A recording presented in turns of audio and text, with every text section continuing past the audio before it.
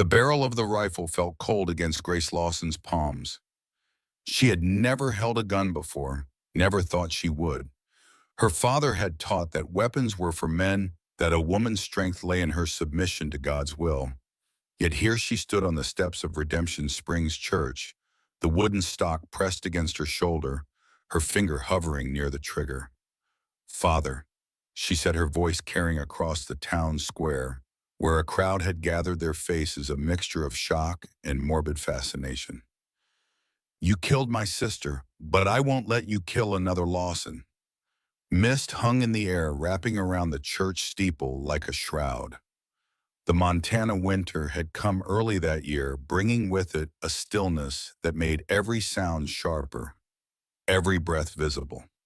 Muzzle pointed at Reverend Caleb Lawson, her father's face twisted in disbelief. Behind him, Sheriff Morgan's hand moved toward his holster. Grace's heart hammered in her chest, the child within her, stirring as if sensing her fear. How had it come to this? 3 months ago, she had been the dutiful daughter, the one who remained after Hannah was gone, the one who sang hymns with perfect pitch and bowed her head at the right moments. 3 months ago, she had knelt before this same man begging for mercy. The dust of Redemption Springs coated Grace's skirts as she knelt on the hard-packed earth before the church steps. It was Sunday, but this was no ordinary service. The congregation stood in a half circle, their faces alternating between pity and righteous satisfaction. "Look upon her!" Reverend Caleb Lawson's voice boomed across the square. He stood tall on the church steps, Bible clutched in one hand, the other pointing accusingly at his daughter. His beard, once dark but now streaked with gray, caught the morning light. "Look upon my daughter, who has broken God's covenant and brought shame upon this house." Grace kept her eyes on the ground.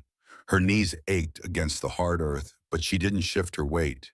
She had learned years ago that movement only prolonged her father's sermons. At 19, she had mastered the art of stillness. 7 months she has hidden her sin beneath loose dresses and lies. He continued, his voice rising with each word. 7 months of deception while living under my roof, eating at my table. A murmur rippled through the crowd. Grace felt their eyes on her stomach, now visibly swollen beneath her blue calico dress. She had managed to conceal her condition through the summer and early fall, but as winter approached, there was no hiding the truth any longer. "What does the good book tell us about fornication?" Caleb demanded, scanning the crowd. "It is a sin against one's own body," someone called out. "Indeed, and what of those who deceive? They shall have their portion in the lake of fire," another voice responded. Grace's fingers dug into her palms. She had heard these verses all her life, had recited them at her father's instruction. Now they were weapons turned against her. "She will be sent to the Magdalene house in Helena," Caleb announced. "There perhaps she will find redemption for her soul, if not for her body." The Magdalene house. Grace had heard whispers about such places, where fallen women were sent to have their babies in secret, only to have them taken away. Places of hard work and harder punishment, all in the name of salvation. "Stand up, Grace," her father commanded. "Face your judgment." Slowly, Grace raised her head. The faces before her blurred through unshed tears. Mrs. Wilson, the widow, looking away. Dr. Hayes, the old physician, his expression pained. Sheriff Morgan standing to the side, a strange satisfaction in his eyes that made Grace's skin crawl. "I said stand," Caleb repeated, his voice colder now. Grace struggled to her feet, one hand automatically moving to cradle her belly. The child within her kicked as if protesting this public shaming. "The wages of sin is death," Caleb intoned. "But the gift of God is eternal life through Jesus Christ our Lord. Death would be preferable to the shame you have brought upon this family." Grace flinched. Her father had never struck her, not with his hands. His words had always been weapon enough.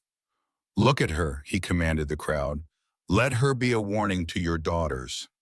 It was then, as Grace finally lifted her gaze to the assembled townspeople, that she saw him. A stranger standing at the back of the crowd, tall, broad-shouldered, with eyes that didn't turn away in disgust or light with judgment. He simply watched, his expression unreadable beneath the shadow of his hat. For a moment their eyes met, and Grace saw something she couldn't name, a recognition perhaps. Not of her face, but of her pain. The connection broke as Caleb continued. Tomorrow Sheriff Morgan will escort her to Helena. The child, when it comes, will be given to a God-fearing family who can raise it without the stain of its conception. Grace's breath caught. No. She whispered, the word escaping before she could stop it. Caleb's eyes narrowed. What did you say? I said no, father. Her voice was stronger now, fueled by the sudden fear of losing her child. This baby is mine. I won't give it away. A shocked silence fell over the crowd. No one defied Reverend Lawson, least of all his own daughter. You have no say in the matter, Caleb replied, his calm tone belying the anger flashing in his eyes. You surrendered your rights when you surrendered your virtue. To whom? The deep voice cut through the tension like a knife. All heads turned toward the stranger who had stepped forward from the crowd. He moved with the easy confidence of a man accustomed to hard work and harder decisions. This doesn't concern you, sir, Caleb said, the slightest edge creeping into his voice. I believe it concerns us all when justice is perverted into cruelty, the stranger replied. He turned to Grace. Miss, do you wish to go to this Magdalene house? Grace stared at him, stunned by his directness. No one in Redemption Springs would dare question her father so openly. She began, but Caleb cut her off. You overstep, stranger. This is a family matter. A family matter you've made public. The man pointed out, his tone reasonable but firm. You've invited the town to witness, so I'm witnessing. He moved closer to Grace, and she could see him clearly now. He wasn't young, perhaps in his late 30s, with lines etched around his eyes that spoke of both laughter and sorrow. His clothes were simple but well kept, a worn leather vest over a cotton shirt, durable trousers and boots that had seen many miles. To Grace's astonishment, the stranger knelt beside her in the dirt. What are you doing? Caleb demanded, genuine confusion breaking through his righteous facade. I'm a sinner too, Reverend, the stranger said simply. If the lady must kneel for her transgressions, then I'll kneel beside her. We all fall short of the glory, do we not? A ripple of whispers spread through the crowd. Some looked uncomfortable, others intrigued. Sheriff Morgan stepped forward, hand resting on his gun belt. You're causing a disturbance, mister, Morgan said. State your business in Redemption Springs or move along. The stranger ignored him, his eyes still on Grace. My name is Matthew Abernathy, he said quietly. I have a place outside of town. You'd be welcome there if you've need of shelter. Grace stared at him, unable to believe what she was hearing. A stranger offering sanctuary when her own father was casting her out. This is absurd, Caleb sputtered. Grace, come here this instant. Matthew stood, offering his hand to Grace. The choice is yours, Miss Lawson. The crowd held its breath. Even the wind seemed to pause, waiting for her decision. Grace looked at her father, the man who had raised her, who had taught her to read from the Bible, who had once carried her on his shoulders at the town fair. She searched his face for any sign of the father she had loved, but saw only the unyielding Reverend. Then she looked at Matthew's outstretched hand. The Bible teaches mercy before judgment, Reverend, Matthew said quietly. It speaks of a shepherd who leaves 99 sheep to find the one that's lost. Don't presume to quote scripture to Mom, Caleb warned, his face flushing. I presume nothing. I merely remember the words of our Lord, let him who is without sin cast the first stone. Grace reached up and took Matthew's hand, and the touch of his calloused palm against hers felt like a lifeline thrown to a drowning woman. With surprising gentleness, he helped her to her feet. Grace Eliza Lawson, her father's voice cut like ice. If you leave with this man, you are no longer my daughter. Grace paused, her hand still in Matthew's. The pain that lanced through her chest was almost physical. Despite everything, he was still her father. I stopped being your daughter the moment you decided my shame was more important than my well-being. she said softly. Just as Hannah stopped being your daughter when you forced her to marry a man who broke her spirit. Caleb paled at the mention of Hannah. You will not speak her name. Someone should, Grace replied. Someone should remember her as more than a fever that took her too young. With that, she turned away from her father for the first time in her life. Matthew led her through the parting crowd past the whispers and stares toward a chestnut mare tethered at the edge of the square. Behind them, Caleb called out, This isn't over, Grace. You cannot hide from God's judgment. Matthew helped her onto the horse that mounted behind her. Hold tight, he murmured, and with a gentle nudge, the mare began to move. As they rode away from Redemption Springs, Grace didn't look back. She couldn't bear to see her father's face, couldn't bear to see the town that had watched her shame without intervention. Instead, she fixed her eyes on the distant mountains, their peaks already dusted with early snow. Why? She asked as the town receded behind them. Why would you help me? You don't know me. Matthew was silent for a long moment, the rhythm of the horse's hooves filling the space between them. I know enough, he finally said. I know what it looks like when someone's drowning in public while everyone just watches. The simple truth of his words struck Grace to her core. She had been drowning slowly for months, years perhaps. Ever since Hannah, she stiffened suddenly, realizing she had just left with a complete stranger. Where are you taking me? She asked, a new fear edging into her voice. I have a small place about 5 miles east of town, Matthew replied. Used to be a chapel before the war. It's not much, but it's peaceful. You can stay as long as you need, then I'll take you wherever you want to go. You were watching during what happened, Grace said. Why were you in town? I come in for supplies once a month, he explained. Usually try to avoid Sundays, but my coffee ran out. The absurdity of it, that her entire life had changed because a stranger ran out of coffee, almost made Grace laugh. But the laugh died in her throat as she realized the magnitude of what she'd done. She had nowhere to go, no money, no family, and a baby coming in less than 2 months. I don't know where I'd go, she admitted quietly. Then don't decide today, Matthew said simply. One day at a time is enough for anyone.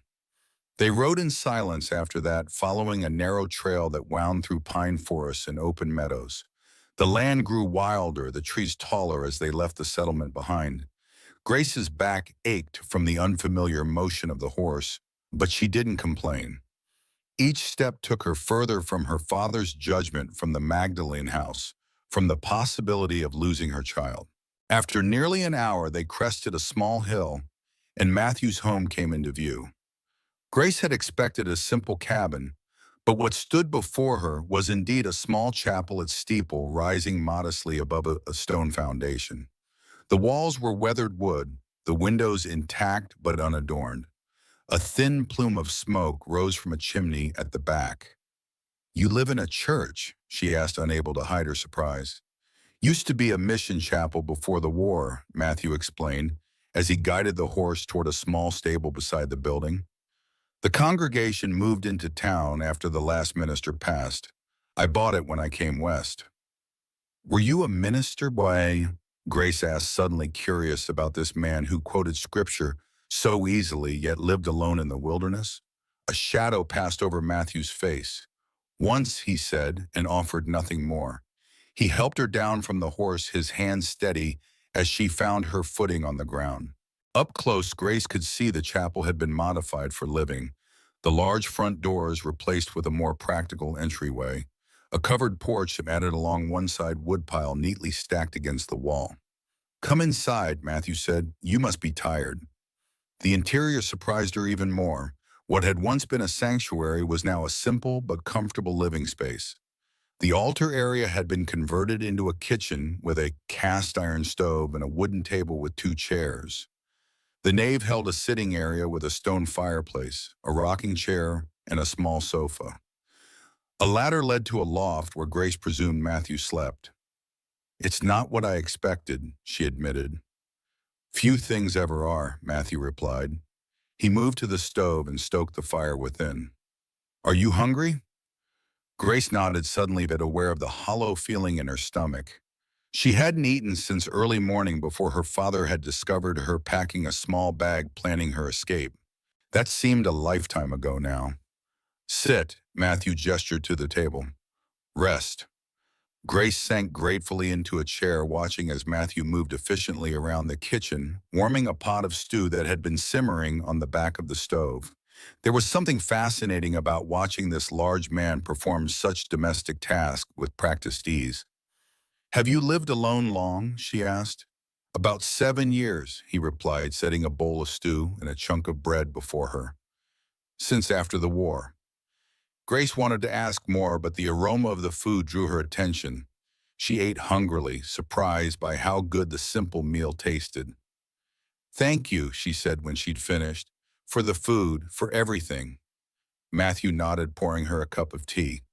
There's a room behind the kitchen, he said. It's small, but it has a bed and a window. It was meant for visiting preachers back when this was still a chapel. Where will you sleep? Grace asked. The loft is my space, he replied, nodding toward the ladder. You'll have your privacy, Miss Lawson. Grace, she corrected him. Please call me Grace. A ghost of a smile touched his lips. Grace, then. As the day faded into evening, Grace found herself seated in the rocking chair by the fireplace, the steady creak of the runners against the wooden floor oddly comforting. Matthew had given her a blanket and retreated to the kitchen, allowing her space to process the day's events. The fire cast dancing shadows across the walls of the former chapel. Though the pews and pulpit were gone, something of the building's former purpose remained, a sense of sanctuary of peace. For the first time in months, Grace felt she could breathe. Her hand moved to her rounded belly, feeling the gentle movements of the child within. We're safe, she whispered. For now, we're safe. Outside, the wind picked up, rattling the windows gently. Montana winters were harsh, but inside the converted chapel, the air was warm. Grace's eyelids grew heavy, the emotional exhaustion of the day catching up with her. She didn't realize she had fallen asleep until a soft touch on her shoulder startled her awake. The bed's ready, Matthew said, stepping back as soon as she opened her eyes. You'll be more comfortable there. Grace nodded, too tired to speak. She followed him to the small room he had mentioned, where she found a narrow bed with a fresh quilt, a small table with a lamp, and a chest for clothing. Sleep well, Matthew said, closing the door behind him as he left. Alone in the unfamiliar room, Grace changed into the nightgown she had managed to bring in her small bag. As she lay down on the bed, the events of the day washed over her again. She had left her home, defied her father, and placed her trust in a stranger, all in the space of a few hours. What kind of woman did that make her? What kind of mother would she be? The questions circled in her mind, but the pull of sleep was stronger. As she drifted off, Grace thought she heard the soft strains of a hymn not sung, but hummed in a deep baritone. The melody was familiar, a song of comfort her mother used to sing when Grace was very small. For the first time since she'd discovered her pregnancy, Grace slept without dreams. Morning arrived with pale sunlight filtering through the small window. For a moment, Grace was disoriented, the unfamiliar room confusing her sleep-addled mind. Then memory returned, the public shaming, the stranger's intervention, the ride to this converted chapel. She dressed quickly in her spare dress, smoothing her hands over the fabric stretched tight across her belly. The child within stirred a reassuring movement that brought a small smile to her lips. When she emerged from the bedroom, she found the main room empty, the fire banked to glowing embers. A pot of something oatmeal, by the smell of it, sat warming on the stove. A note rested beside it, written in a surprisingly elegant hand, "Gone to tend the animals. Please help yourself to breakfast." Grace served herself a bowl of the thick oatmeal, adding a drizzle of honey from a jar on the table. As she ate, she studied her surroundings more carefully than she had the night before. The conversion from chapel to home had been done with care. The high ceiling remained, but the walls had been lined with bookshelves. Grace was surprised by the number of volumes, not just religious texts, but history, poetry, and what appeared to be medical books. One shelf held a collection of carved wooden animals, a bear, a deer, an eagle in flight. They were beautifully crafted, each detail rendered with obvious skill. On another wall hung a single-frame photograph, a woman with a serious expression seated beside a cradle. Grace moved closer, drawn by the woman's eyes, which seemed to hold both strength and sorrow. "My wife, Sarah." Grace startled at Matthew's voice. She hadn't heard him enter. "I'm sorry," she said, stepping back from the photograph. "I didn't mean to pry." "It's not prying to look at what's in plain sight," he replied, hanging his coat on a peg by the door. "Sarah would have liked you." Grace glanced back at the photograph. "She's beautiful." Matthew agreed, a wealth of meaning in those two simple words. "The fever took her and our son during the war, while I was away." "I'm sorry," and Grace said again, feeling the inadequacy of the words. Matthew nodded once, accepting her sympathy without comment. "Did you find the oatmeal?" "Yes, thank you." Grace returned to the table, grateful for the change of subject. "It was good." An awkward silence fell between them. Now, in the clear light of day, the strangeness of their situation seemed more pronounced.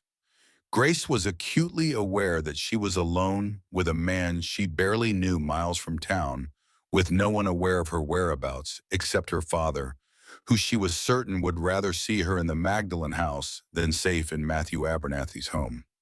"Mr. Abernathy," she began hesitantly. "Matthew," he corrected. "Or Matt, if you prefer." "Matthew," she amended.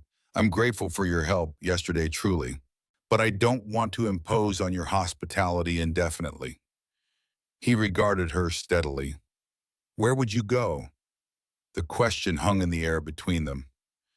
Grace had no ready answer. She had cousins in Virginia, but they were her father's family, unlikely to welcome a pregnant, unmarried niece. Her mother's people were strangers to her names in a family Bible without faces attached. "I don't know," she admitted finally, "but I can't stay here forever." "Why not?" Matthew asked simply. "The room is yours for as long as you need it. I keep to myself and the town rarely comes calling." "Because it's not proper," Grace replied, falling back on the proprieties that had governed her life. "A single woman living with a man she's not related to." A faint smile touched Matthew's lips. "I think we're well past worrying about appearances, don't you?" Grace felt her cheeks warm. Of course he was right. Her ruined reputation could hardly be made worse by taking shelter with a reclusive widower. "What will people think?" she asked, more to herself than to him. "The same things they already think," Matthew replied, his voice gentle but matter-of-fact. "People make up their minds quickly and change them slowly.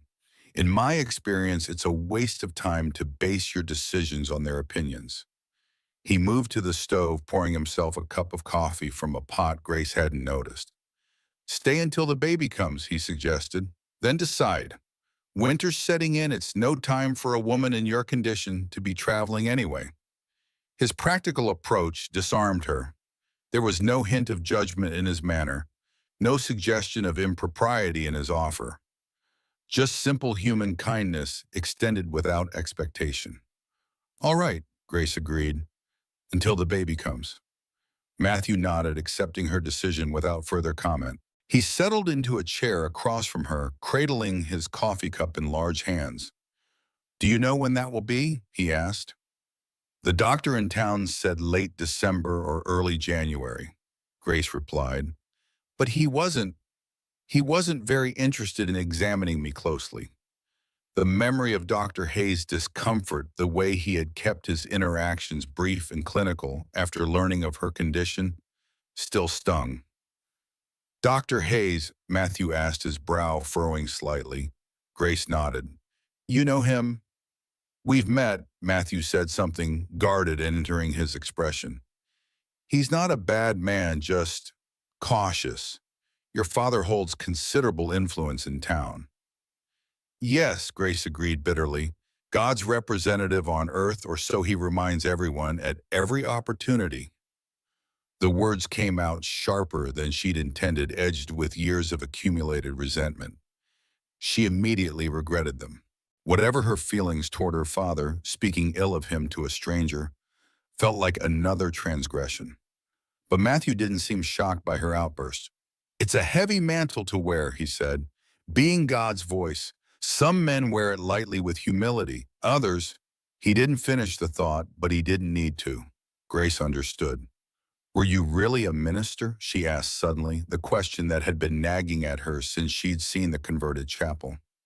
Matthew's expression shifted, becoming more distant. Yes, he said after a moment.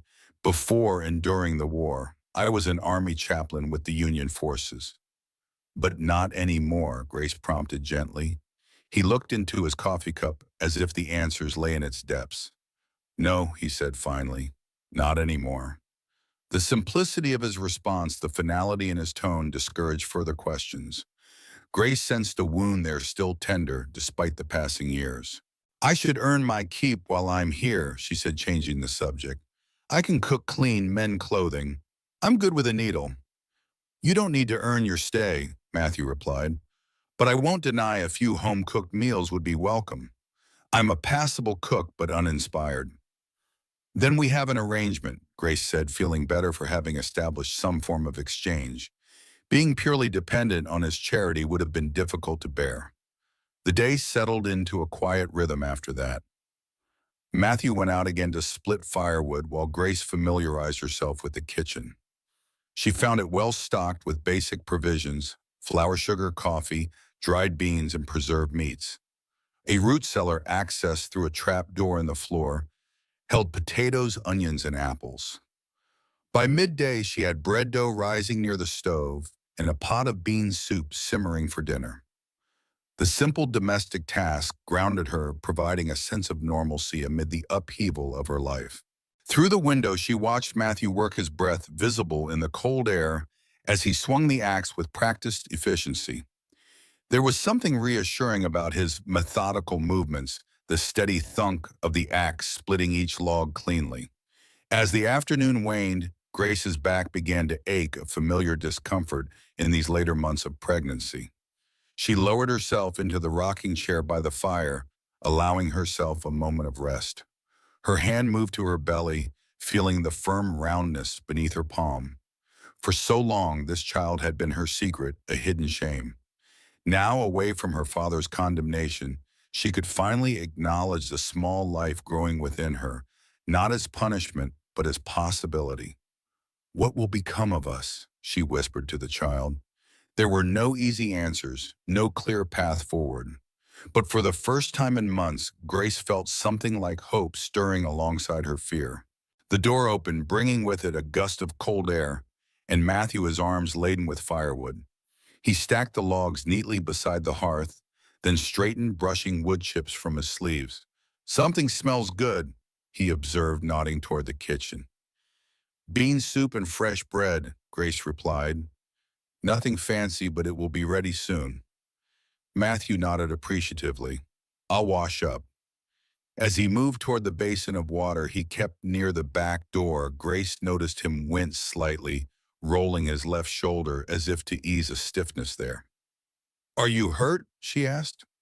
Old wound, he explained briefly. Axe up in cold weather.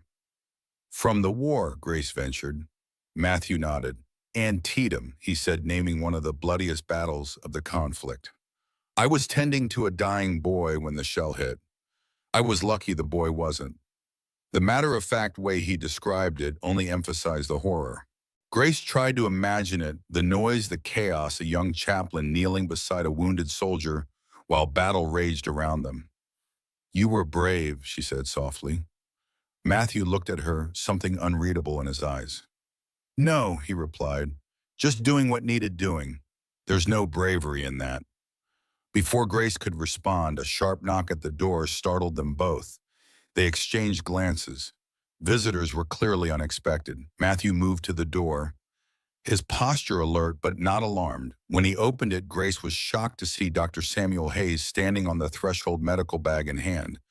Dr. Paul. Matthew greeted him, surprise evident in his voice. This is unexpected. Abernathy. Hayes nodded. His eyes moved past Matthew to where Grace sat by the fire. Miss Lawson, I thought I might find you here. How did you know where to look? Matthew asked, stepping aside to allow the doctor entry. Rebecca Wilson told me, Hayes replied, stamping snow from his boots before entering. She saw you leave town with Miss Lawson yesterday. Rebecca Wilson, the widow who lived near the church. Grace remembered her quiet presence at town gatherings, how she often sat alone, observing more than participating. "What brings you all this way, doctor?" Matthew asked, his tone polite but guarded. "Is someone ill in town?" Hayes set his bag on the table with a sigh. He was an older man, his hair silver, his face lined with years of attending to the ailments of Redemption Springs. Grace had always liked him, even if his manner had grown more distant since her condition became apparent. "I came to check on Miss Lawson," he said directly, "and to warn you both. Reverend Lawson is displeased with yesterday's events." Grace's hand moved protectively to her belly. "Is he coming here?" "Not immediately," Hayes assured her. "But he's speaking with the sheriff about the possibility that you were coerced to leave." He glanced at Matthew. "He's suggesting you may have taken advantage of his daughter's vulnerable state." Matthew's expression hardened. "That's absurd." "Of course it is," Hayes agreed. "But the Reverend has considerable influence, and Sheriff Morgan is predisposed to assist him." The way the doctor hesitated made Grace uneasy. There was something in his tone, some unspoken knowledge about Morgan that troubled him. "Why are you telling us this?" Matthew asked. "Why come all this way?" Hayes looked uncomfortable, fidgeting with the clasp of his medical bag. "Because I should have spoken up long before now," he said finally. "I've been silent too often in the face of injustice." He turned to Grace. "May I examine you, Miss Lawson, to ensure all is well with you and the child?" Grace nodded, grateful for the doctor's concern, despite his earlier reticence. Hayes led her to the bedroom, his manner professional but kind, as he listened to her heart and checked her swollen ankles. "The baby's position feels good," he told her after a brief examination. "Strong heartbeat. You are carrying well despite the circumstances." "Thank you for coming," Grace said as she straightened her dress. "It was unexpected." Hayes looked troubled. "I should have done more when your father first brought you to me. I knew his plans for you and the child were harsh, but I didn't speak against them." He shook his head. "A physician's first duty is to his patient, not to the town's sensibilities." "You would have risked my father's displeasure," Grace pointed out. "Many in town depend on your care." "Yes," Hayes agreed. "That's the justification I gave myself." He packed his instruments into his bag with deliberate movements. "It's the same justification I used when your sister needed help." Grace stilled. "Hannah, what do you mean?" Hayes's aged face seemed to crease further with regret. "Hannah didn't die of fever, Grace. At least, not only fever." A cold feeling settled in Grace's stomach. "What are you saying?" The doctor closed his bag, the snap of the clasp unnaturally loud in the small room. "Your sister took her own life," he said quietly, "after your father forced her to marry Frederick Miller against her wishes." Grace felt as though the floor had dropped away beneath her feet. "No," she whispered. "That can't be true. Hannah wouldn't." "She was desperate." Hayes continued, his voice heavy with old sorrow. "Miller was cruel to her, in ways a husband shouldn't be to a wife. She came to me once bruised and frightened. I treated her injuries, but did nothing more. When she came to me a second time, I spoke to your father. He told me to mind my own business, that a man had the right to discipline his wife as he saw fit." Grace sank onto the edge of the bed, her legs suddenly unable to support her on them. Hannah, her vibrant, laughing older sister, had been so changed after her marriage. Quieter, withdrawn, her smile never reaching her eyes. And then, less than a year into her marriage, she was gone, a sudden fever, her father had said. A God-fearing woman called home. "How," Grace managed to ask, "how did she—" "Laudanum," Hayes replied, naming the opium tincture commonly prescribed for pain and sleeplessness. "A full bottle. I had given it to her for her injuries. She left a note, but your father destroyed it. Told everyone it was the fever's delirium that took her." Tears burned in Grace's eyes, spilling over before she could stop them. All this time she had mourned her sister without knowing the true depth of her suffering. "Why tell me now?" she asked, her voice breaking. Hayes met her gaze directly. "Because history has a way of repeating itself in Redemption Springs. I won't be silent this time. You deserve to know the truth about Hannah, and you deserve protection from the same fate." Grace wiped her tears with trembling fingers. "Does Matthew know about Hannah?" "No," Hayes said, "but he knows something of loss himself. He's a good man, Grace. One of the few I've met who lives his principles instead of just preaching them." When they returned to the main room, Matthew was stoking the fire, his back to them. He turned as they entered, his expression questioning. "All is well with mother and child," Hayes announced, "but I recommend rest and good nutrition in these final months." Matthew nodded. "She'll have both here." "Good." Hayes picked up his hat from the table. "I should return before dark. The trail can be treacherous in the twilight." "Stay for supper," Grace offered impulsively. "The soup is nearly ready." Hayes hesitated, clearly tempted by the offer. "I should go," he said reluctantly. "There are patients expecting me. But thank you." As Matthew walked the doctor to the door, Grace heard their voices pitched low in conversation she couldn't quite make out. When Matthew returned, his expression was grave. "What did he tell you?" Grace asked. "About my father. That he's convinced you were taken against your will," Matthew replied. "That he's speaking to the sheriff about forming a party to rescue you." Grace's breath caught.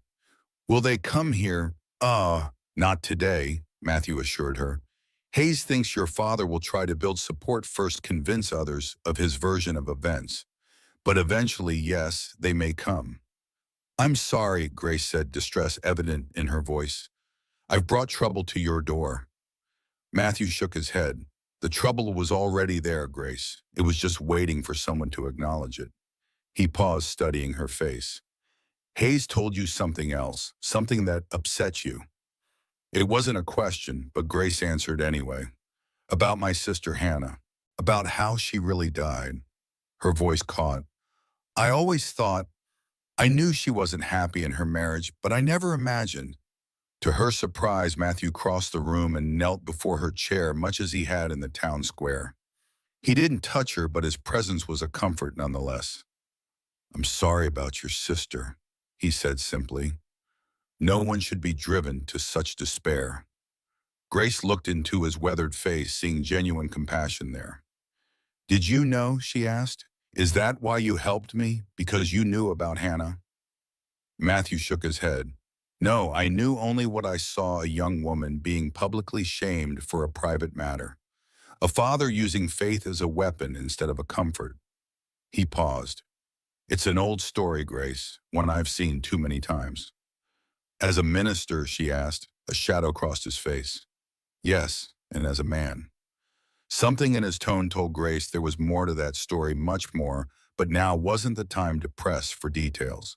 She was emotionally exhausted, the revelation about Hannah layered atop the stress of the past 2 days. "The soup," she remembered, suddenly rising from the chair. "I'll tend to it," Matthew said, standing. "Rest. You've had enough shocks for one day." Grace nodded gratefully, sinking back into the rocking chair. As Matthew moved to the kitchen, she found her thoughts returning to Hannah. How had she not seen her sister's desperation? How had she not recognized the signs? "I was too young," she told herself, "too obedient, too afraid to question father." But the justifications felt hollow. She should have known, should have helped somehow. As twilight deepened outside the windows, Grace rocked slowly, one hand on her belly, the other wiping away tears that wouldn't stop falling. For Hannah, for the child growing within her, for all the words left unspoken and the truths hidden beneath pious lies. Matthew returned with 2 bowls of soup and thick slices of fresh bread. He set one before her without comment, then took a seat across from her, allowing her the dignity of her grief without intrusion. They ate in silence as darkness settled completely outside. The only sounds were the crackling of the fire and the occasional scrape of spoons against bowls. "Thank you," Grace said finally, "for everything." Matthew nodded once, accepting her gratitude without embellishment. In that moment, Grace realized how rare it was to meet someone who didn't need to fill silence with unnecessary words, who understood that sometimes presence alone was comfort enough. Later, as she lay in the narrow bed in the visitor's room, Grace found herself listening to the unfamiliar sounds of the converted chapel, the settling of timber as the temperature dropped, the distant hooting of an owl, the soft footsteps of Matthew moving about upstairs in the loft. For the first time, she allowed herself to fully consider her situation. She was unmarried, pregnant, disowned, and sheltering with a man she barely knew, a former minister with secrets of his own. Her father, a powerful figure in Redemption Springs, was potentially gathering forces to retrieve her. And she had just learned that her beloved sister had taken her own life rather than endure the marriage their father had arranged. It was almost too much to comprehend. And yet, despite everything, Grace felt a curious sense of peace. Here, away from her father's judgment and the town's scrutiny, she could breathe. Here she could mourn Hannah properly. Here she could prepare for her child's arrival without shame. One day at a time, Matthew had said, wise advice from a man who seemed to have weathered his own storms.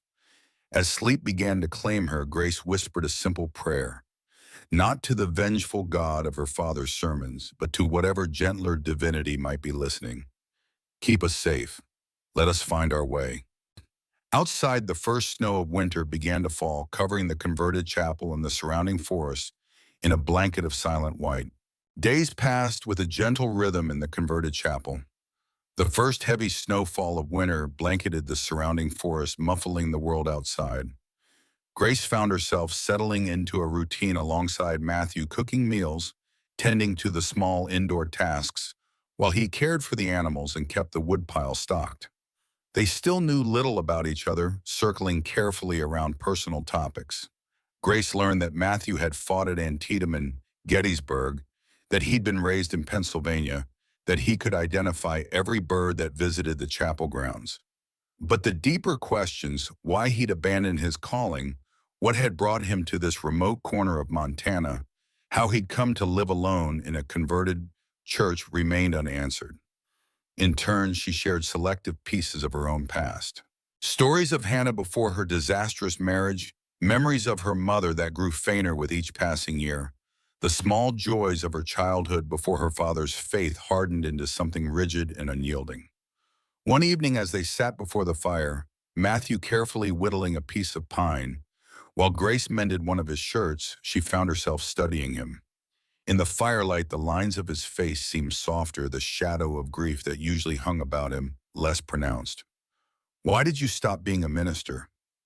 The question slipped out before she could consider its propriety. Matthew's hand stilled the knife poised over the half-formed shape of what might become a fox or a wolf. For a long moment he said nothing, and Grace feared she had overstepped. I'm sorry, she began. It's not my place to... I lost my faith, he interrupted quietly. Or rather, it changed into something the church couldn't accommodate. He set down the carving and knife-brushing wood shavings from his trousers. After Antietam, I couldn't reconcile the God I preached with the suffering I witnessed. Young men torn apart, calling for their mothers, begging for comfort I couldn't honestly provide. Grace waited, sensing there was more. I wrote to Sarah about my doubts, he continued. She urged me to pray, to seek guidance. Then the fever came to our town. She wrote that our son was ill, then she fell sick herself. His voice remained steady, but Grace could hear the pain beneath the words. I requested leave to go to them. It was denied. The men needed spiritual comfort, my superior said. The irony wasn't lost on Grace. You couldn't comfort your own family because you were expected to comfort strangers. Matthew nodded. By the time I received word of their deaths, I was at Gettysburg. I stood among the bodies of thousands of men and tried to pray. Nothing came. Not grief, not rage, not even doubt, just emptiness. So you left the ministry, Grace concluded. I finished my service, he corrected. Then I left everything, came west, Found this place by accident, a forgotten chapel in a valley few people visited. It seemed appropriate. But you kept the chapel, Grace observed.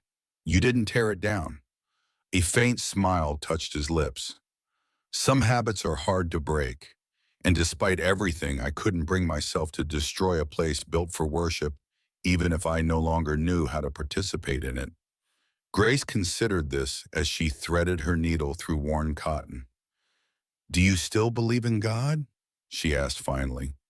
Matthew was silent for so long that she thought he might not answer. When he did, his voice was thoughtful. I believe in something, he said, with the vengeful deity who demands blind obedience and punishes doubt, not the God your father preaches, but something larger than ourselves, something that values mercy over sacrifice. He looked at her directly. What about you, Grace? After everything your father has done in God's name, do you still believe? The question caught her off guard. No one had ever asked about her faith. It had always been assumed, prescribed, and forced. I don't know, she admitted.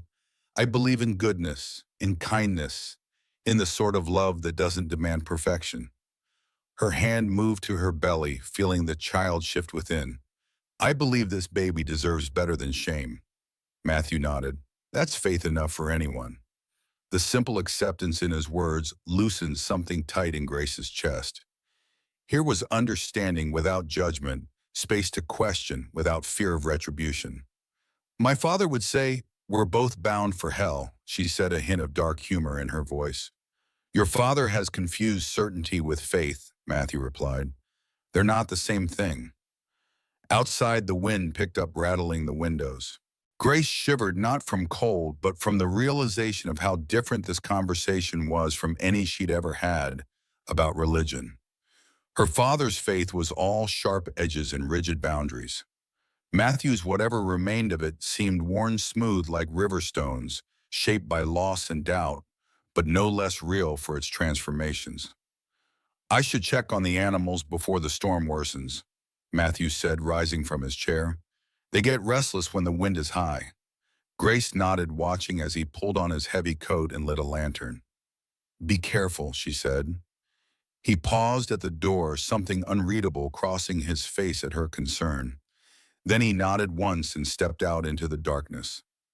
Alone in the chapel's main room, Grace set aside her mending and stood stretching her back against the persistent ache that accompanied these late months of pregnancy. She wandered to the bookshelves, scanning the titles by lamplight.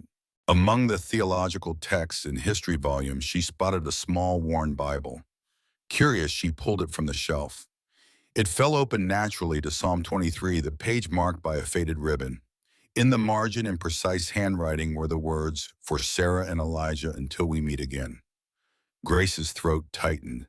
Elijah, Matthew's son, the child who had never had the chance to know his father. She carefully closed the Bible and returned it to its place, feeling as though she had glimpsed something deeply private. Her gaze drifted to the ladder leading to the loft, Matthew's personal space, which she had never entered. The wind howled outside, and Grace found herself drawn to the ladder, curiosity overcoming propriety. She climbed carefully, one hand supporting her belly until she could see over the edge of the loft floor. It was a simple space, a bed with a quilt similar to the one on her own, a trunk at its foot, a small table with a lamp and a few books. Nothing unusual or revealing. Then she noticed a wooden box tucked beneath the bed, its lid slightly ajar. Even from the ladder, she could see the edge of what appeared to be a baby's blanket. Grace hesitated, knowing she should descend, should respect Matthew's privacy. But something about that glimpse of soft fabric pulled her forward. She climbed the remaining rungs and crossed to the bed, kneeling awkwardly beside it. The box was plain, but beautifully crafted, its corners dovetailed, its surface polished by years of handling. With trembling fingers, Grace lifted the lid fully. Inside lay a carefully folded baby blanket, faded blue with the initials EB embroidered in one corner. Elijah Briggs, she presumed Matthew had taken it, his wife's surname, perhaps. Beneath the blanket was a bundle of letters tied with faded ribbon, addressed to Sarah, in the same precise handwriting she'd seen in the Bible. Grace knew she should stop, should close the box, and return to the main room before Matthew came back. This was an invasion, a trespass into the most private corners of his grief. But a photograph lying beneath the letters caught her eye, a portrait of a young woman with solemn eyes and a determined set to her mouth. Sarah, unmistakably. But this was a different image than the one displayed in the main room. In this one, Sarah wasn't alone. A man stood beside her, his hand on her shoulder, his face serious beneath a clerical collar. Matthew much younger without the lines that now marked his face, or the silver threading his beard. But it wasn't the youthfulness that arrested Grace's attention, it was the resemblance. The man in the photograph, the younger Matthew, bore a striking similarity to Sheriff Morgan. Grace's breath caught. It couldn't be a coincidence, not with features so similar. Were they related brothers, perhaps? Cousins, the sound of the door opening below startled her from her thoughts. Hastily, she closed the box and pushed it back under the bed, then moved to the ladder as quickly as her condition would allow. She was halfway down when Matthew looked up and saw her. His expression shifted from surprise to something harder to read. "Grace?" he questioned. "I'm sorry," she said immediately, continuing her descent. "I shouldn't have. I was curious. It was wrong of me." He helped her down the last few rungs, his touch impersonal, steadying. His expression remained carefully neutral. "Did you find what you were looking for?" he asked. The question wasn't accusatory, which somehow made it worse. Grace felt heat rise to her cheeks. "I wasn't looking for anything specific," she admitted. I wanted to understand you better." Matthew considered her for a long moment. "Understanding comes through conversation, Grace, not through searching through private things." "I know," she said, shame washing over her. "I'm sorry." He nodded once, accepting her apology without further comment. "The storm's picking up," he said, changing the subject. "We might be snowed in for a day or two." Grace welcomed the shift in topic, though she couldn't forget what she'd seen. The resemblance between the younger Matthew and Sheriff Morgan nagged at her, raising questions she wasn't sure how to ask. "Is there enough firewood?" she asked instead. "Plenty," he assured her, "and food enough for weeks. We'll be fine." The "we" didn't escape her notice, a simple acknowledgement of their shared situation, yet somehow significant. In the weeks since he'd brought her to the chapel, they had developed a cautious friendship built on small kindnesses and shared silences. But Grace was acutely aware of how little she truly knew about this man who had risked his reputation and possibly his safety to help her. That night, as the storm raged outside, Grace lay awake in her narrow bed, listening to the wind's howl and the occasional creak of the chapel's timbers. The image of the photograph wouldn't leave her mind, Matthew and Sarah so young and serious, and the unmistakable resemblance to Morgan. There was a story there, one Matthew hadn't shared. Given the animosity the sheriff had shown toward him in town, it wasn't a happy one. Grace's hand moved to her belly, feeling the child shift restlessly within. "What secrets are we living amongst, little one?" she whispered. No answer came save the wind's mournful cry and the soft settling of snow against the window. The storm lasted 3 days, burying the chapel in drifts that reached the windowsills. During that time, Grace and Matthew existed in a strange, suspended state, sharing meals and the warmth of the fire, yet maintaining a careful distance after her trespass into his private space. Matthew didn't mention the incident again, but Grace felt its shadow between them. She kept her questions about the photograph to herself, uncertain how to broach the subject without revealing the extent of her snooping. On the morning of the 4th day, the storm cleared, leaving behind a transformed landscape of pristine white, broken only by the dark silhouettes of pine trees. The sky was a brilliant, almost painful blue, the sun reflecting off the snow with dazzling brightness. "It's beautiful," Grace murmured, standing at the window with a cup of tea warming her hands. "And dangerous," Matthew added practically. "The trail to town will be impassable for at least a week." The isolation should have frightened her, but Grace found it oddly comforting. A week's reprieve from worrying about her father's plans, about the town's judgment, about the future that loomed as uncertain as ever. As if reading her thoughts, Matthew said, "We should discuss what happens when the baby comes." Grace turned from the window to find him watching her, his expression serious. "What do you mean, you'll need a doctor," he pointed out. "If the weather's like this, I won't be able to fetch Hayes from town." The practical concern hadn't occurred to her. Grace's hand moved instinctively to her belly. "I hadn't thought that far ahead," she admitted. "I've delivered foals and calves," Matthew said, "but a human birth is different. If complications arise." He didn't need to finish the thought. They both knew the dangers of childbirth, especially in remote areas far from medical help. Grace had assumed Dr. Hayes would attend her when the time came, but the Montana winter made such plans tenuous at best. "What do you suggest?" she asked. Matthew considered for a moment. "When the trail clears, I'll go to town for supplies.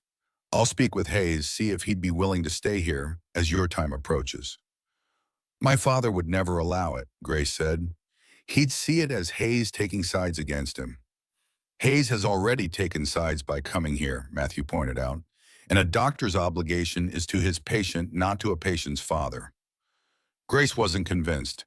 Hayes had shown unexpected courage in visiting them and revealing the truth about Hannah, but standing openly against Reverend Lawson was another matter entirely. "There's another option," Matthew continued when she remained silent. "There's a midwife who lives about 10 miles north, Mrs. Blackwood. She's crow-married to a white trapper. Some in town consider her practices unorthodox, but she's delivered more babies safely than anyone in the territory." "You know her?" Grace asked. Matthew nodded. "She helped care for a trapper who was injured near my property last winter. She's skilled and kind. Her methods combine traditional knowledge with modern understanding." The idea of being attended by a Native American midwife would have shocked Grace a few months ago. Now, after everything, such concerns seemed trivial compared to the safety of her child. "I trust your judgment," she said simply. Something flickered in Matthew's eyes, surprise perhaps at her easy acceptance. "I'll try to contact her when the trail clears," he promised. With that settled, they fell back into their routine, though the atmosphere between them gradually warmed as the days passed. Matthew ventured out to clear paths to the stable and woodpile, while Grace kept the fire stoked and prepared hearty meals to combat the bitter cold. One evening, a week after the storm, they sat before the fire, as had become their custom. Matthew was reading the lamplight gleaming on his spectacles, while Grace worked on a small gown she was sewing for the baby from one of Matthew's old shirts. The peaceful scene was interrupted by a sharp knock at the door. They both froze, exchanging alarmed glances. No one had visited since Dr. Hayes, and the trail to town was still barely passable. Matthew set aside his book and moved to the door, his posture tense. Grace set down her sewing, one hand protectively covering her belly. When Matthew opened the door, Grace was surprised to see a woman standing on the threshold, middle-aged, wrapped in a heavy wool coat, her gray-streaked hair partially visible beneath a fur-lined hood. "Rebecca," Matthew said, recognition in his voice. "This is unexpected." Rebecca Wilson, the widow who had told Dr. Hayes where to find them.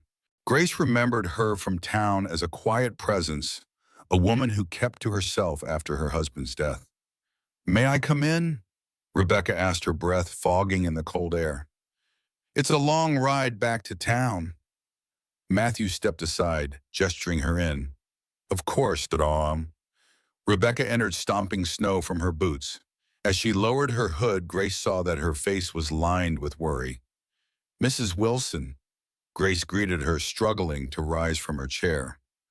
"Stay seated, child," Rebecca said, waving her back down. "In your condition, you shouldn't be getting up for the likes of me." Matthew took her coat, hanging it near the fire to dry. "What brings you out in this weather?" he asked, his tone polite but cautious. Rebecca accepted the chair he offered, warming her hands by the fire before speaking. "I came to warn you," she said finally, looking directly at Grace.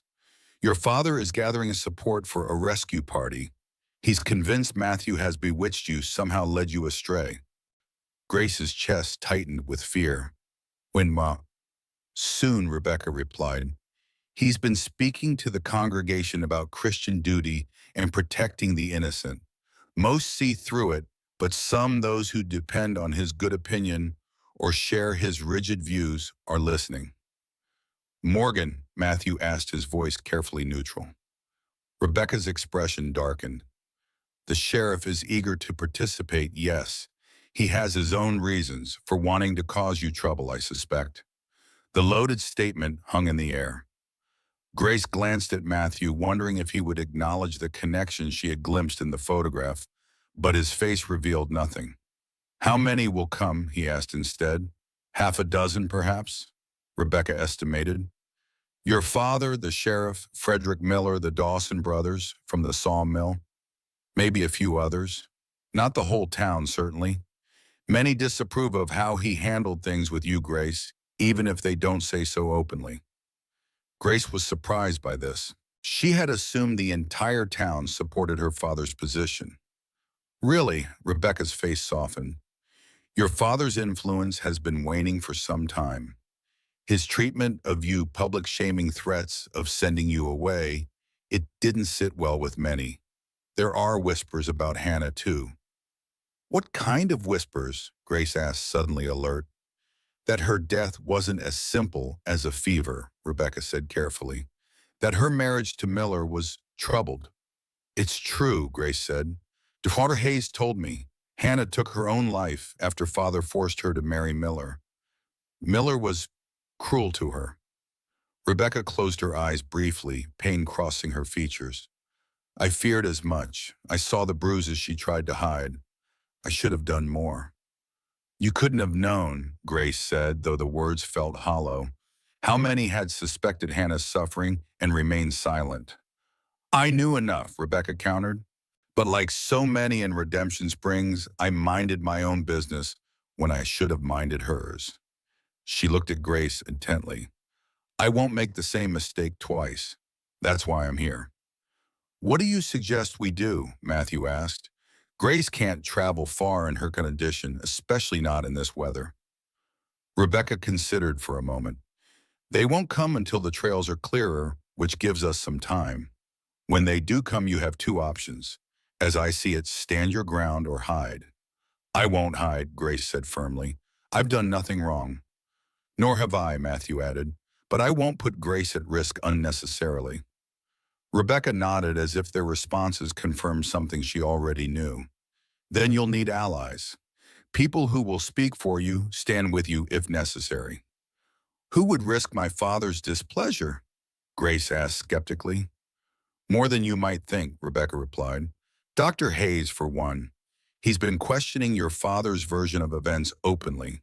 And there are others who remember Hannah, who have daughters of their own, who understand that what happened to you could happen to them. The idea that there might be support for her in Redemption Springs was both surprising and heartening. Grace had felt so alone in her shame, so isolated in her defiance. There's something else you should know, Rebecca continued, her expression growing more serious. Benjamin Davis has returned to town. Grace's heart stuttered at the name. Benjamin, the charming son of the former mayor, the man who had courted her in secret, who had promised to marry her once he'd established himself in business, who had left town abruptly just as she discovered she was carrying his child. Benjamin, she repeated, her voice faint. Why would he come back now? His father is ill, Rebecca explained. Consumption. The doctors in Helena give him little time. Benjamin has returned to settle his affairs. Grace felt dizzy with the implications. Benjamin was back, the father of her child, the man who had abandoned her to face disgrace alone. Does he know about... She couldn't finish the question, her hand moving instinctively to her belly. I don't believe so, Rebecca said. Your father has been careful to control the narrative. Most in town believe you were led astray by a passing stranger, not by the former mayor's son. Of course, her father would never admit that his daughter had been compromised by someone of Benjamin's standing. Better to imply she had fallen victim to some nameless drifter than acknowledge the entanglement with a respected family. Will he stay long? Grace asked, hating the tremor in her voice. Until his father passes at least, Rebecca replied. Perhaps longer. There's talk he might take over his father's business interests. The news unsettled Grace more than she wanted to admit. She had made her peace with Benjamin's absence, had stopped hoping for his return or support. Now his reappearance threatened to reopen wounds she thought had scarred over. Matthew had been silent during this exchange, but Grace could feel his attention, his careful observation of her reactions. When he finally spoke, his voice was measured. Thank you for bringing this information, Rebecca. We're in your debt. Rebecca waved away his thanks. I owed it to Hannah, she said simply, and to Grace, well. She rose from her chair. I should start back before it gets any later. The trail is difficult enough in daylight. Stay the night, Matthew offered. It's too dangerous to travel in the dark. Rebecca hesitated, clearly torn between concern for her safety and worry about propriety. What would people say, she asked with a wry smile that suggested she already knew. They're already saying worse, Matthew pointed out. One more scandal hardly matters. His dry humor surprised a laugh from Rebecca. True enough, she glanced at Grace. If you don't mind the company, I'd welcome it, Grace said honestly. The prospect of another woman's presence, especially one who seemed genuinely concerned for her welfare, was comforting. It was settled quickly after that. Rebecca would stay in Grace's room while Grace would take the sofa near the fire, easier for her in her condition, anyway, she assured them. Matthew would remain in the loft as usual. As he prepared to climb the ladder that night, leaving the two women by the fire, Matthew paused. Grace, he said, his voice low, about Benjamin Davis. Grace looked up, surprised by the hesitation in his tone. If he's the father of your child, he has responsibilities, Matthew continued, but that doesn't mean you owe him anything. Remember that. Before she could respond, he ascended to the loft, leaving her to consider his words. There was something protective in them, something that warmed her despite the complications Rebecca's news had introduced. Once Matthew was out of earshot, Rebecca leaned closer to Grace. He cares for you, she observed quietly. Grace felt her cheeks warm. He's been kind to me when few others would be. It's more than kindness, Rebecca insisted. I've known Matthew Abernathy for 7 years. He's a good man, but a solitary one. I've never seen him open his home to anyone before you. Grace didn't know how to respond to that.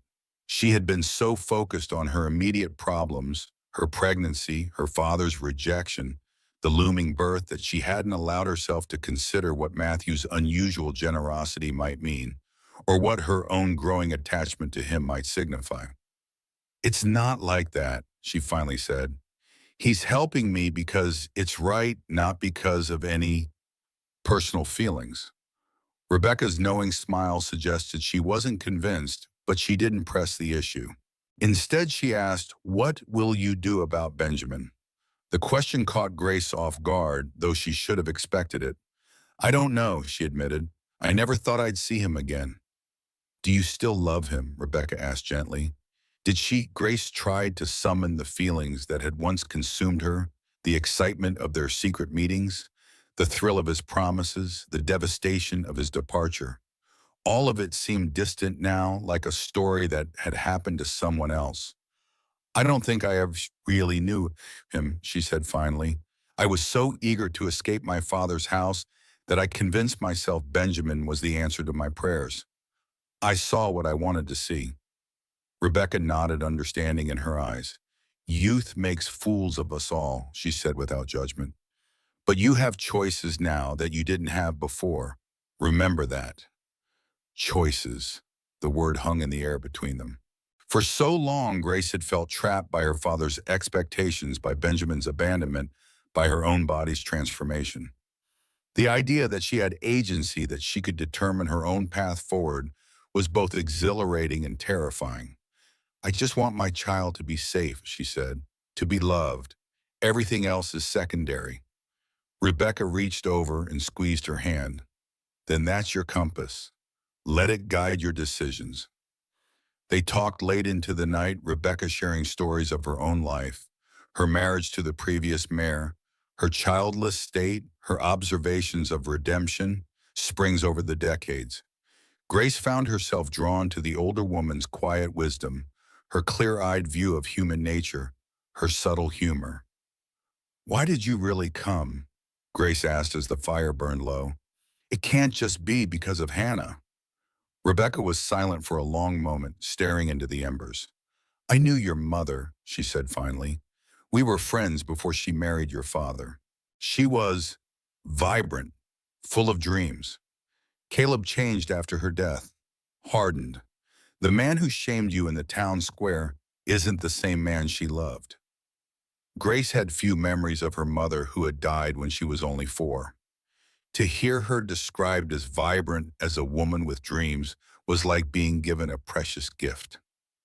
"What was she like?" she asked eagerly. "My father rarely speaks of her." "Elizabeth was sunshine," Rebecca said, a fond smile softening her features. Quick to laugh, quicker to forgive, she had a way of seeing the best in people that made them want to live up to her vision. When she sang in church, even the birds outside would fall silent to listen. Grace's throat tightened with emotion. Did she love him? "My father." "Deeply," Rebecca confirmed, "and he adored her. That's what makes his transformation so tragic. Grief can warp a person, Grace. It can turn love into its opposite if we're not careful." The insight struck Grace forcefully. Her father, once capable of love, had let grief transform him into someone rigid and unforgiving. Matthew, facing similar loss, had withdrawn from the world, but retained his capacity for compassion. Two men, two griefs, two vastly different responses. "Thank you," Grace whispered, "for telling me about her, for remembering." Rebecca squeezed her hand again. "She would be proud of you, Grace. Never doubt that." As they prepared for sleep, Grace's mind whirled with all she had learned about her mother, about the town's divided loyalties, about Benjamin's return. But most of all, she thought about choices, about the possibility that her future wasn't as constrained as she had believed. For the first time since discovering her pregnancy, Grace allowed herself to imagine a life beyond survival. A life where she might find not just safety, but joy, not just shelter, but home. Rebecca departed the next morning after breakfast, promising to return with more information when she could. As Matthew helped her saddle her horse, Grace watched from the doorway, one hand supporting her lower back against the persistent ache that had intensified in recent days. "Take care of her," Rebecca said to Matthew low enough that Grace couldn't hear. "And yourself. Morgan won't have forgotten or forgiven." Matthew's expression remained impassive. "Some grudges run too deep to heal," he acknowledged, "but I won't let his poison touch Grace or her child." Rebecca studied him for a moment. "You've changed since she came," she observed. "There's life in your eyes again." Matthew didn't deny it. "Safe travels," he said instead, helping her mount. As Rebecca rode away following the trail they had broken through the snow the previous day, Matthew returned to the chapel. He found Grace at the window, watching Rebecca's diminishing figure. "Do you think she's right?" Grace asked without preamble. "About my father gathering men to come here?" "Yes," Matthew replied honestly. "Your father is not a man who accepts defiance easily." Grace nodded, having expected this answer. "And Benjamin, do you think he'll involve himself?" Matthew considered the question. "It depends on his character," he said finally. "If he's honorable, he'll acknowledge his responsibility. If not—" He left the sentence unfinished. "He's not," Grace said quietly. "Honorable, I mean. If he were, he wouldn't have left without a word when I told him about the baby." The admission cost her, Matthew could see. Whatever her feelings for Benjamin Davis now, she had once loved him enough to risk everything. "People can surprise you," he offered, not wanting to extinguish whatever small hope she might still harbor. "Sometimes for the better." Grace's smile was sad but clear-eyed. "And sometimes they show you exactly who they are if you're willing to see." She turned from the window, one hand cradling her belly. "I need to be practical now, for the baby's sake." Matthew nodded, respecting her resolve. "What do you want to do?" Prepare, she said simply.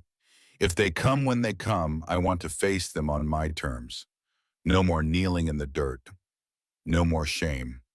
The quiet dignity in her voice stirred something in Matthew's chest, admiration certainly, but something more complex as well.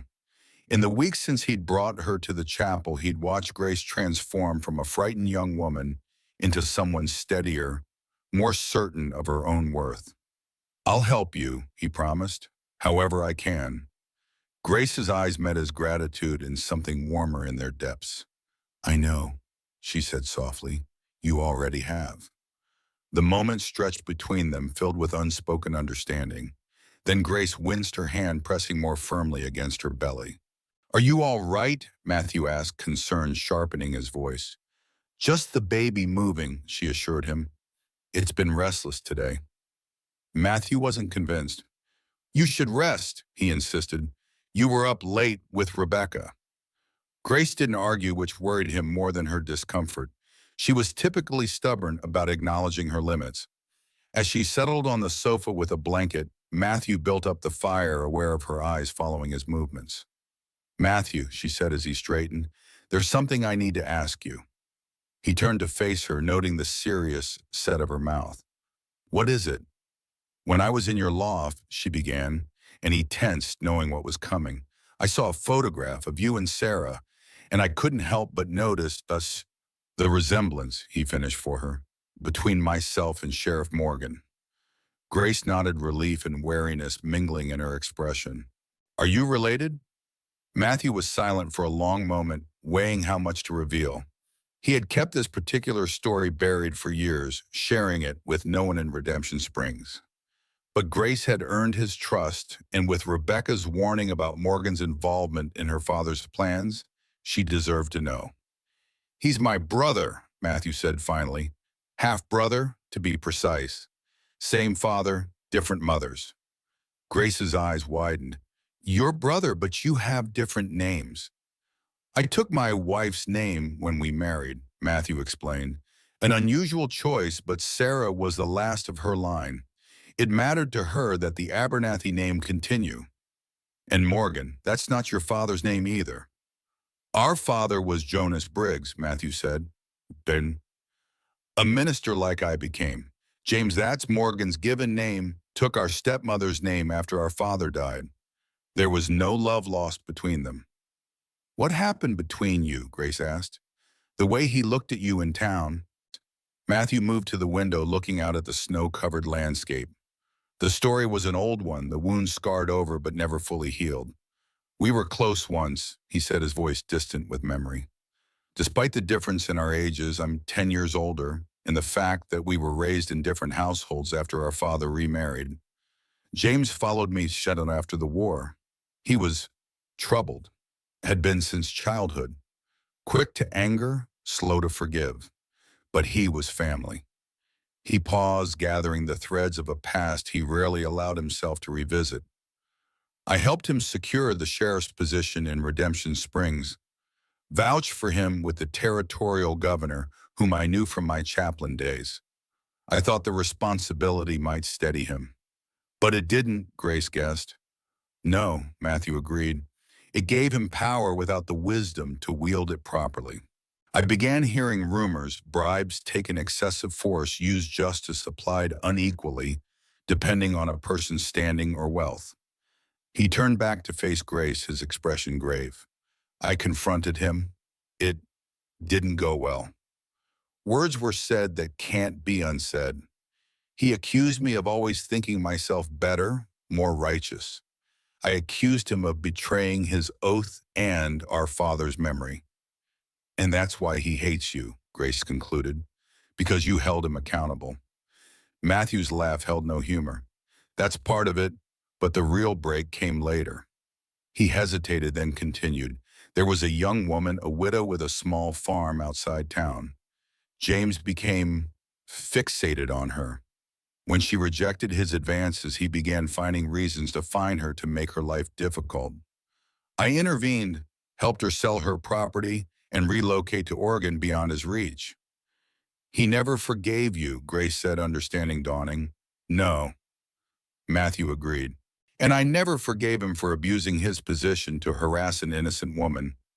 We haven't spoken as brothers since, only as sheriff and citizen, and rarely even that. The revelation explains so much Morgan's hostility, Matthew's isolated existence, the undercurrent of tension Grace had sensed between them in town. And now he's helping my father, she said, connecting the pieces, not just out of duty, but because it gives him a chance to act against you legally. Most likely, Pussy, Matthew acknowledged. Your father's moral authority combined with James's legal power makes them dangerous allies. Grace absorbed this, her hand moving absently over her belly as she thought. Thank you for telling me, she said finally. I know it can't have been easy to share. Matthew nodded, oddly relieved to have the story in the open after so long. You deserve to know, especially now. Is there anyone else I should know about? Grace asked, a hint of wry humor entering her voice. Any other secrets or connections that might become relevant if my father comes calling with his rescue party? The question was partly in jest, but Matthew answered seriously. Nothing that would endanger you or the child, he assured her. My past is complicated, Grace, but I've never hidden anything that would put you at risk. She studied him, her eyes clear and direct. I believe you, she said simply, and the trust implicit in those 3 words affected Matthew more deeply than he could have anticipated. For 7 years, he had lived a solitary existence, avoiding close connections, protecting the rawness that still lingered from Sarah's death and his break with his brother. Now this young woman, brave in ways she likely didn't recognize, resilient, despite her wounds, had breached the careful walls he'd constructed around his life and his heart. The realization was both exhilarating and terrifying. Matthew had not anticipated feeling anything like this, again had believed that part of him had died with Sarah and Elijah. Yet here it was, a warmth in his chest when Grace smiled, a fierce protectiveness that went beyond simple human decency, a desire to see her safe and happy that had become central to his days. We should prepare, he said, pushing the complicated emotions aside in favor of practical concerns. If Rebecca is right about your father's plans, we may have visitors within the week. Grace nodded, her expression turning resolute. Yes, she agreed. No more running, no more shame. Her hand settled protectively over her belly. For both of us now. As the day wore on, they made quiet preparations, Matthew checking his rifle and shotgun, moving firewood closer to the house in case of a prolonged standoff, Grace taking inventory of their food supplies and organizing essentials in case they needed to leave quickly. Neither spoke about what might happen if Caleb and Morgan arrived with force, if legal authority combined with moral righteousness proved too powerful to resist. Some possibilities were too dark to voice aloud. That evening, as they sat before the fire, the atmosphere between them was different, more open perhaps, but also charged with an awareness of approaching conflict. Matthew carved while Grace sewed, the familiar rhythm of their quiet companionship, a contrast to the uncertainty that loomed. Matthew, Grace said after a long silence, if my father comes with the sheriff, if they have legal authority to take me back. They don't, he interrupted firmly. You're an adult, Grace, not a runaway child or a criminal. They have no legal right to force you anywhere. But if they try, she persisted, if they bring enough men, or if Morgan invents some charge against you. Matthew set down his carving, meeting her worried gaze directly. I won't let them take you against your will, he promised. Not to your father's house, not to the Magdalene home, not anywhere you don't choose to go. The conviction in his voice steadied her. Even if it means the trouble for you. Even then, he confirmed without hesitation. Grace's eyes filled with tears, though she blinked them back quickly. Why, she asked the question, barely above a whisper. Why risk so much for me? Matthew considered his answer carefully. The truth was complex, layered with his own past, his sense of justice, and feelings he was only beginning to acknowledge. Because everyone deserves the chance to choose their own path, he said finally. Because what your father tried to do to you was wrong. Because he paused, then continued more softly. Because you remind me that even in the darkest times there can be light, hope. It wasn't the whole truth, but it was as much as he could offer now with conflict approaching and the future uncertain. The rest would have to wait. Grace seemed to understand what remained unspoken. She nodded, a small smile touching her lips despite the tears that threatened. Thank you, she said simply. Outside, the wind picked up again, whistling around the corners of the converted chapel. Inside, the fire crackled in the hearth, casting dancing shadows across the walls. And in the quiet space between two wounded souls, found an unexpected comfort in each other's presence, a fragile peace that both knew might soon be tested. Grace's hand moved to her belly as the baby shifted within her. Whatever came her father, the sheriff, Benjamin the Birth, she would face it with a strength she hadn't known she possessed, until Matthew Abernathy had offered his hand to a kneeling woman in the dust of Redemption Springs. One day at a time, she murmured, echoing his words from weeks ago. Matthew nodded, the ghost of a smile touching his lips. One day at a time. The world beyond the chapel windows was a study in white and gray, the snow-covered landscape broken only by the dark silhouettes of pine trees and the occasional track of deer or rabbit. A week had passed since Rebecca's visit, bringing them deeper into December. The trails to town had cleared enough for travel, though the journey remained challenging. Grace stood at the window, one hand pressed against her lower back, the other cradling her belly.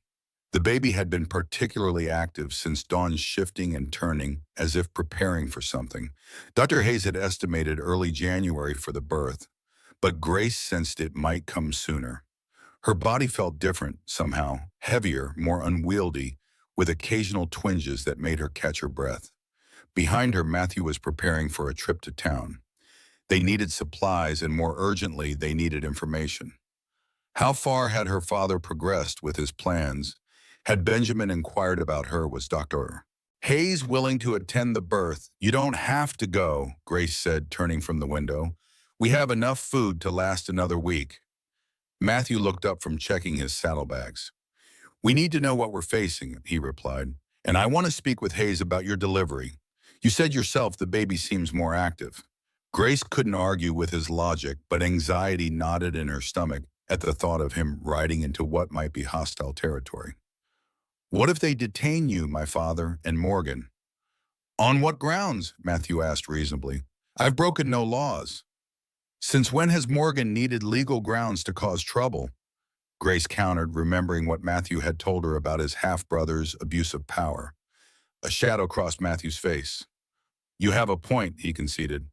But I'll be careful. Go to Hayes first, then the general store. I won't linger.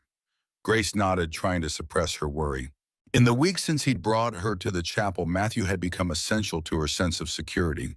The thought of him facing her father's wrath or Morgan's vindictiveness made her heart clench with fear. Here, Matthew said, crossing to a cabinet near the fireplace. He removed a revolver, checked that it was loaded, then offered it to Grace. Do you know how to use this? Grace stared at the weapon, hesitant.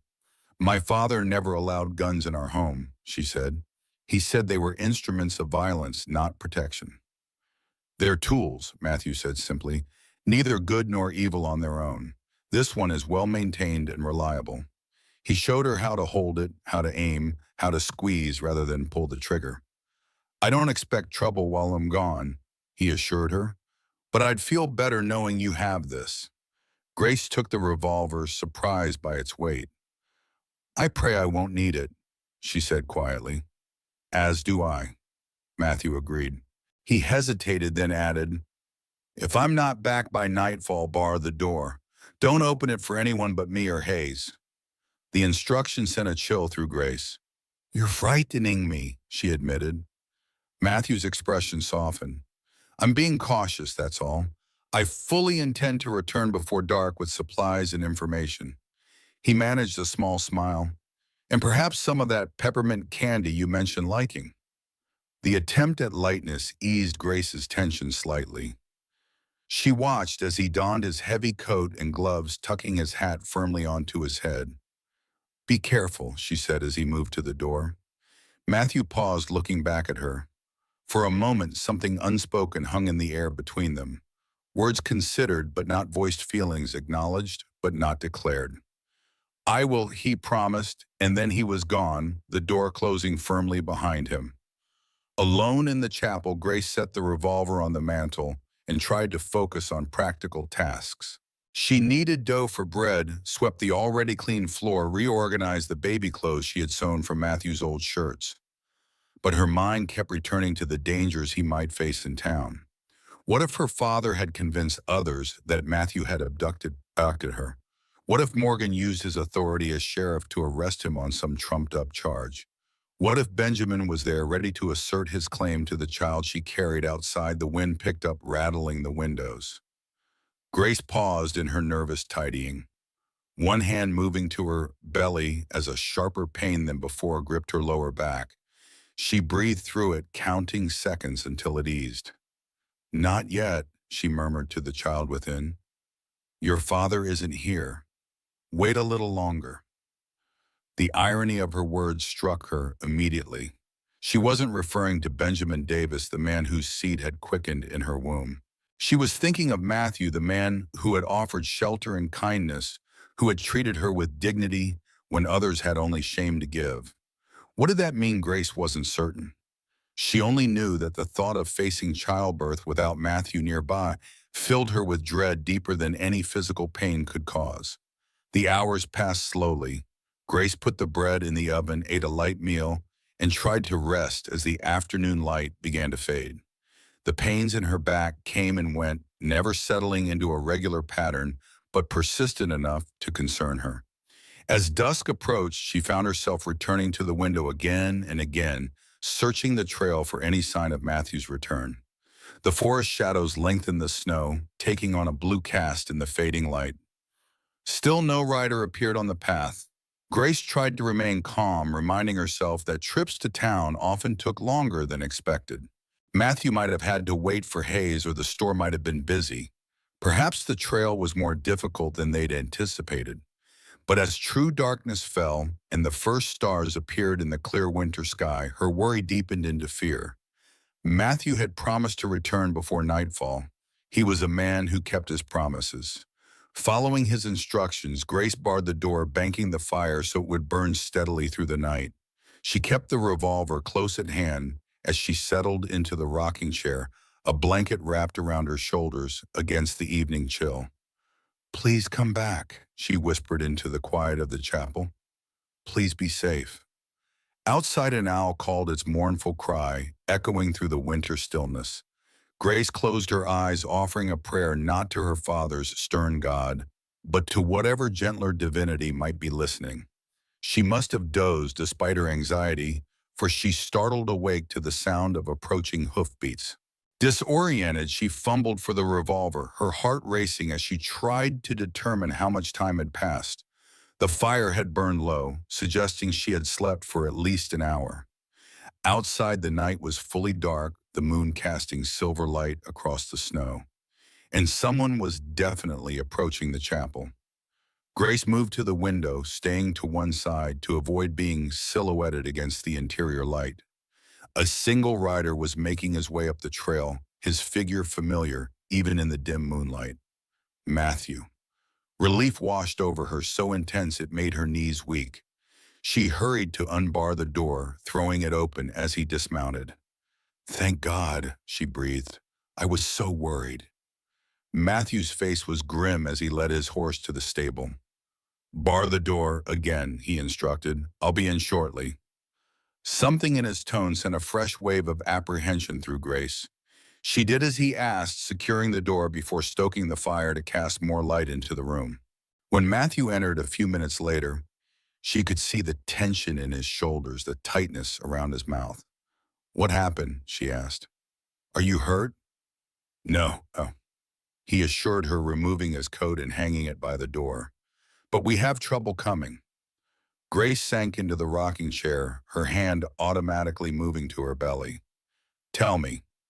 Matthew paced the length of the room before answering, as if trying to organize his thoughts.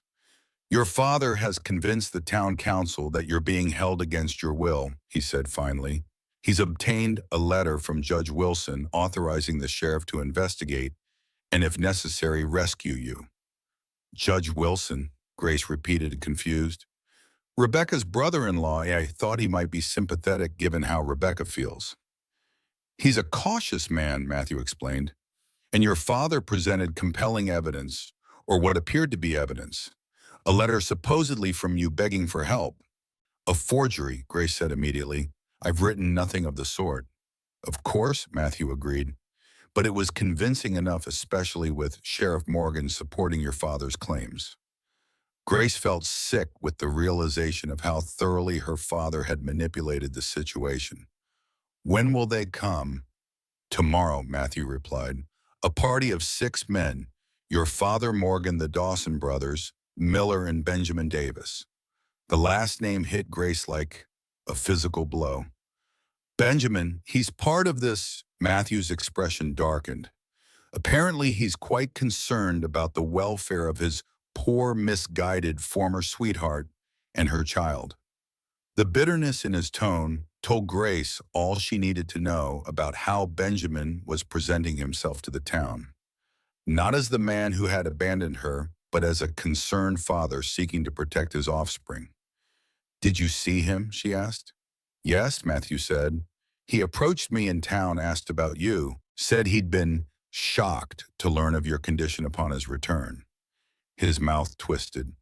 He claimed he'd always intended to come back for you, that his sudden departure was due to urgent family business. Lies, Grace whispered. He left because he didn't want the responsibility. He told me as much before he disappeared. Matthew nodded, unsurprised. I thought as much, but he's presenting a different story now, one that casts him as the wrong party separated from his beloved by circumstance rather than choice.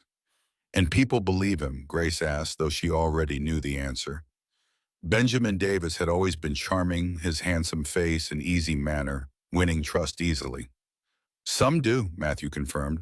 Others are more skeptical. But with your father's moral authority behind him and the judge's letter giving legal weight to their cause, he left the sentence unfinished. Grace absorbed this, her mind racing. What about Dr. Hayes? Did you speak with him by Satvin? Briefly, Matthew said. He's concerned about the turn of events, but feels powerless to intervene officially. However, he gave me this. He removed a small package from his saddlebag. Supplies for the birth and instructions. He said he'd try to be present if possible, but he can't promise, Grace finished. Another pain gripped her lower back stronger than before, and she couldn't suppress a small gasp. Matthew was at her side, immediately kneeling beside the rocking chair. Grace, what is it? Just discomfort, she said, breathing through the pain. The baby is restless tonight. Matthew studied her face, concern evident in his eyes. How long have you been having pains? On and off all day, she admitted, but they're not regular. It's probably just false labor.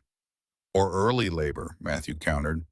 Hayes warned this might happen. Stress can bring on contractions.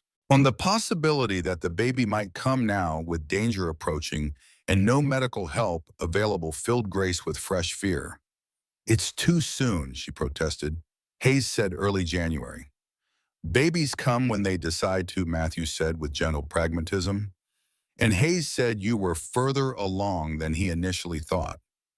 Another pain seized Grace, this one sharper, more defined. She clutched the arms of the rocking chair, her knuckles whitening as she breathed through it.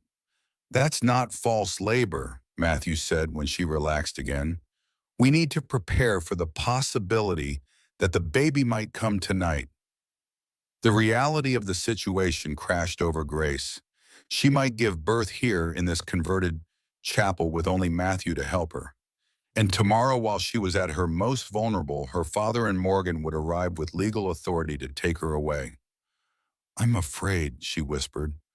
Matthew's hand covered hers, warm and steady. I know, he said simply. But you're not alone, Grace. I'm here and I'm not going anywhere. The quiet certainty in his voice steadied her. Whatever came labor-birth confrontation, she would face it with this man beside her, this unlikely protector who had become so much more. "What do we do?" she asked. "First we make you comfortable," Matthew said, rising to his feet. "Then we wait to see if the contractions establish a pattern. If they do, we prepare for birth. If not, we rest and conserve our strength for tomorrow." His calm practicality anchored Grace, giving her something to focus on beyond her fear. She nodded, allowing him to help her to her feet. The next few hours passed in a strange, suspended state. The contractions continued, gradually becoming more regular and intense. Matthew moved with quiet efficiency, heating water, preparing clean linens, rearranging the main room to give Grace space to move as her body directed. "How do you know what to do?" Grace asked during a respite between pains, genuinely curious about his apparent knowledge of childbirth. "I told you I've delivered foals and calves," he reminded her. "But also during the war, I assisted field surgeons. And," he hesitated, "I was present when Sarah went into labor with Elijah. Things went wrong quickly, but the midwife showed me what to do, how to help before the doctor arrived." The admission cost him, Grace could see. These were memories he rarely revisited, wounds still tender despite the passing years. "I'm sorry," she said, understanding anew the courage it took for him to help her now to face what must be painful echoes of his greatest loss. "Don't be," he replied, his voice gentle. "Some memories, though painful, are also sacred." Another contract gripped Grace stronger than any before. She moved instinctively, leaning forward against the table, swaying slightly as the pain built and receded. "They're getting closer together," Matthew observed when she could speak again. "And stronger." Grace nodded, a mixture of fear and determination settling over her. "The baby is coming tonight," she said with certainty. "I can feel it." Matthew didn't question her instinct. "Then we'll meet this child under the same stars that have watched over this valley for centuries," he said. "A good beginning, I think." His quiet confidence bolstered Grace's courage. If Matthew believed she could do this, then perhaps she could. As another contraction began to build, she found herself humming a low, wordless melody that seemed to rise from some deep primal place within her. Matthew recognized the tune, an old hymn, one he had sung countless times in his days as a minister. "Amazing grace, how sweet the sound that saved a wretch like me." The irony wasn't lost on him. Here in a former chapel, a woman named Grace was bringing new life into the world while humming a hymn of salvation. Perhaps there was divine poetry in it, a meaning beyond coincidence. As the night deepened, Grace's labor progressed steadily. She moved between positions, walking, kneeling, leaning against Matthew's solid frame when the pains became too intense to bear alone. He supported her without hesitation, offering strength when she faltered, encouragement when she doubted. Outside, the moon tracked across the star-filled sky, casting shifting patterns of silver light through the windows. Inside, the fire burned steadily, warming the room where a woman labored to bring forth life. Near midnight, Grace's water broke, soaking her nightgown and the blankets Matthew had spread beneath her. The contractions intensified after that, coming in waves that left her gasping and disoriented. "You're doing wonderfully," Matthew assured her, wiping her forehead with a cool cloth. "Your body knows what to do. Trust it." Grace clung to his words, to the anchor of his presence. When the urge to push became overwhelming, she followed it, bearing down with all her strength as nature's oldest imperative took over. "I can see the head," Matthew told her, his voice steady despite the extraordinary circumstance. "Dark hair like yours. One more push, Grace. One more." Gathering her remaining strength, Grace pushed, feeling the burning stretch as her child entered the world. There was a moment of terrible pressure, then sudden release, and a cry, thin but determined, pierced the night. "A girl," Matthew said, his voice thick with emotion. "You have a daughter, Grace." He placed the squalling infant on Grace's chest, covering them both with a clean blanket. Grace stared down at the tiny red face, the shock of dark hair, the perfect miniature fingers that grasped reflexively at the air. Hello, she whispered, tears streaming down her face. Hello, little one. I'm your mother. The baby's cries quieted as she nestled against Grace's warmth. Matthew moved efficiently, tying off the umbilical cord and cutting it, as Hayes had instructed, then helping Grace deliver the afterbirth. Through it all, the infant remained on Grace's chest, skin to skin, establishing that first crucial bond. When everything was settled, Matthew built up the fire and brought Grace fresh blankets and a cup of tea sweetened with honey. She sipped it gratefully, her eyes never leaving her daughter's face. She's perfect, she murmured. Absolutely perfect. Matthew smiled, a real smile, full and unguarded. She is, he agreed, as is her mother. Grace looked up at him, seeing the emotion he usually kept carefully contained now visible in his eyes. Thank you, she said, knowing the words were inadequate for what he had given her: safety, dignity, and now assistance in bringing her child into the world. No thanks needed, he replied simply. It was an honor to witness such courage. Grace shifted the baby slightly, wincing at the soreness in her body. What happens now? She asked, reality intruding on the perfect moment. They're still coming tomorrow. Matthew's expression sobered. Yes, he acknowledged, but circumstances have changed. You've just given birth. No decent doctor would recommend moving you. My father isn't known for his deference to medical opinion, Grace pointed out, especially when it contradicts his wishes. True, Matthew conceded, but you're no longer alone, Grace.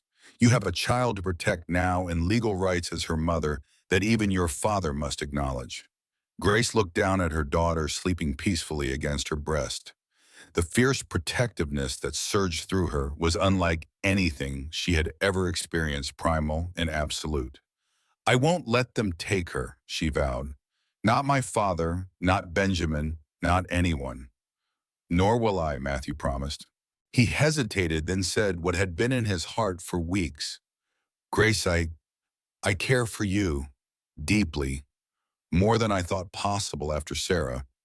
If you wanted, if you would consider, there could be a place for you here, for both of you. Not just temporary shelter, but a home. The declaration hung in the air between them, honest and unadorned. Grace felt tears spring to her eyes again, but these were different tears of wonder rather than pain or fear. Matthew, she began, her voice trembling with emotion. A sharp knock at the door interrupted her, startling them both. Matthew reached for his rifle, moving to the window to see who could be calling at this hour. It's Hayes, he said, with surprise, recognizing the doctor's slight figure in the moonlight. He set down the rifle and then moved to unbar the door. Dr. Hayes entered in a flurry of cold air and urgency, snow dusting his coat and hat. Thank God you're still here, he said without preamble. They're coming tonight, not tomorrow. Morgan convinced your father that the element of surprise would be to their advantage. His gaze fell on Grace and the infant, and his expression shifted from alarm to professional assessment. I see I'm too late to be of assistance with the birth, he observed. Mother and child appear well. Both are doing fine, Matthew confirmed. The baby arrived about an hour ago, a girl. Hayes nodded approvingly. Good work, both of you. He removed his coat and hat, hanging them by the door before approaching Grace. May I examine the little one and you as well to ensure all is as it should be? Grace nodded, allowing him to check the baby's breathing and reflexes before gently examining Grace herself. Everything appears normal, he declared when he'd finished. The child is small but healthy, and you're recovering well. However, you should not be moved for at least a week, preferably 2. Try telling that to my father, Grace said grimly. How far behind you are they? An hour, perhaps less, Hayes replied. I rode ahead when I realized their intentions. Morgan was quite enthusiastic about the prospect of confronting you, Matthew. He's armed, as are the others. Matthew's jaw tightened. Did Benjamin Davis join them? Yes, Hayes confirmed, though he seemed less certain than the rest. Your father has been filling his ear with tales of your delusion and vulnerability to influence. Grace felt a surge of bitter resentment toward both men, her father for his manipulation, Benjamin for his belated and self-serving concern. "What do they plan to do?" she asked. "Take you back to town," Hayes said bluntly. "Your father wants you under his roof until arrangements can be made for you and the child. Benjamin is making noises about doing right by you, though whether that means marriage or simply providing financial support, I couldn't say." "And Matthew," Grace pressed. "What do they intend for him?" Hayes glanced at Matthew, his expression troubled. "Morgan has been suggesting that charges might be appropriate, kidnapping perhaps, or interference with parental authority." "I'm 19, Grace protested. "An adult. My father has no authority over me." "Under normal circumstances, yes," Hayes agreed. "But your father has been painting a picture of you as unstable, vulnerable to suggestion due to your condition, and Morgan is eager to believe the worst of Matthew." Matthew absorbed this information with a calmness that impressed Grace. "We knew this might happen," he said. "What matters now is protecting Grace and the child." "Indeed," Hayes agreed, "which is why I came ahead. To warn you, yes, but also to serve as a medical witness. As Grace's physician, I can certify that moving her so soon after childbirth would endanger both her health and the infant's." "Will they listen?" Grace asked skeptically. "Morgan might not," Hayes admitted. "But the others, even your father, will hesitate to act against clear medical advice, especially with witnesses present." "Thank you," Grace said, genuinely moved by the doctor's willingness to take a stand on her behalf. Hayes shook his head. "I should have done more for Hannah," he said, regret heavy in his voice. "I won't make the same mistake twice." The mention of her sister strengthened Grace's resolve. Hannah had been trapped in a life not of her choosing, forced into submission, until despair became her only escape. Grace would not follow the same path. For herself, for her daughter, for Hannah's memory, she would stand firm. "What now?" she asked, looking between Hayes and Matthew. "We wait," Matthew said simply, "and when they arrive, we face them together." As if summoned by his words, the sound of approaching horses broke the night's stillness.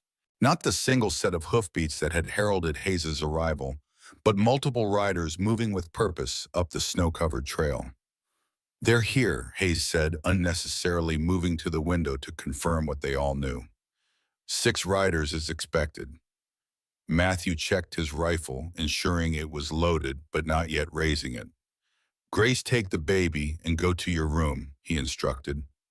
"Hayes and I will speak with them first." "No," Grace said firmly, shifting the sleeping infant in her arms. "I won't hide. This concerns me, us more than anyone. I'll be present for whatever happens." Matthew studied her face, seeing the determination there. After a moment, he nodded. "All right," he agreed, "but stay back from the door, and if things turn hostile, you take the baby to safety without argument." "Understood." "Understood." Grace confirmed, though she had no intention of leaving Matthew to face her father and Morgan alone if violence threatened. Hayes positioned himself near Grace, ready to serve as both medical authority and protective presence. Matthew moved to the door, standing tall and composed as the riders dismounted outside. A heavy knock rattled the wooden frame, followed by a familiar voice. "Matthew Abernathy, this is Sheriff Morgan. Open up in the name of the law." Matthew took a deep breath, then unbarred the door, swinging it open to reveal the assembled party. Reverend Caleb Lawson stood at the front, his tall figure somehow diminished in the moonlight, his face set in lines of righteous determination. Beside him, Sheriff Morgan rested his hand on his holstered gun, a barely suppressed eagerness in his stance. Behind them stood the others, the Dawson brothers, stolid and uncomfortable. Frederick Miller, whose abuse had driven Hannah to her death, looking smugly self-righteous. And Benjamin Davis, handsome, even in the harsh winter light, his expression a calculated mixture of concern and resolve. "Gentlemen," Matthew greeted them with calm civility. "This is unexpected at such a late hour." "Where is my daughter?" Caleb demanded, attempting to look past Matthew into the chapel's interior. "Miss Lawson is here," Matthew confirmed, "as is Dr. Hayes, who is attending to her medical needs." This information seemed to momentarily confuse the Reverend. Hayes, what medical needs?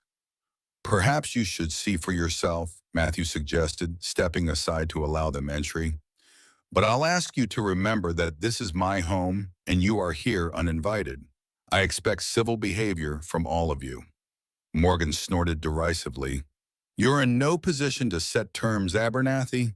We have legal authority to investigate Miss Lawson's situation. He patted the document tucked into his coat. Judge Wilson's order. By all means, investigate, Matthew replied evenly. You'll find Miss Lawson is here of her own free will and under no duress save that which childbirth naturally imposes. Childbirth. Benjamin stepped forward suddenly alert. The baby Maya was born approximately 2 hours ago, Hayes supplied, moving to stand beside Matthew. A healthy girl, though small. Both mother and child are doing well, but neither should be moved for at least a week. This news caused a ripple of reaction through the group. Caleb's face paled. Morgan looked annoyed at this complication, and Benjamin seemed genuinely stunned, as if the reality of his child's birth had finally penetrated the comfortable fiction he had constructed. I want to see her, Caleb insisted. I want to hear from Grace herself that she is here willingly. You may enter, Matthew said, but I'll ask Sheriff Morgan to leave his weapon outside. There's a newborn child here, and I won't have firearms in her presence. Morgan bristled. I am the law in Redemption Springs. And this is not Redemption Springs, Matthew interrupted. This is my property, and you have no jurisdiction here beyond what Judge Wilson's limited order provides. Investigation, not armed intervention. The two men locked eyes, years of fraternal enmity crackling between them. For a moment, Grace feared Morgan would draw his weapon, forcing a confrontation. But Caleb placed a restraining hand on the sheriff's arm. We'll comply, the Reverend said, for now. Grudgingly, Morgan removed his gun belt, hanging it on a peg outside the door. The others filed in behind him, their movements awkward in the confined space of the chapel's main room. And then they saw Grace seated in the rocking chair by the fire, her newborn daughter cradled in her arms. The sight stopped them in their tracks, this tableau of new motherhood, peaceful and profound in the firelight. Grace, Caleb breathed, taking a step toward his daughter. What has he done to you? Grace looked up at her father, seeing him clearly for perhaps the first time. Not the towering figure of moral authority she had feared for so long, but a man flawed, broken by grief he had never properly processed, hardened by a faith that had become more prison than comfort. He saved me, Father, she said quietly. When you would have sent me away in shame, Matthew offered shelter. When you would have taken my child, he helped me bring her safely into the world. Caleb shook his head, unwilling to accept her words. You don't know what you're saying. The trauma of childbirth, the influence of this man. I know exactly what I'm saying, Grace interrupted, her voice steady.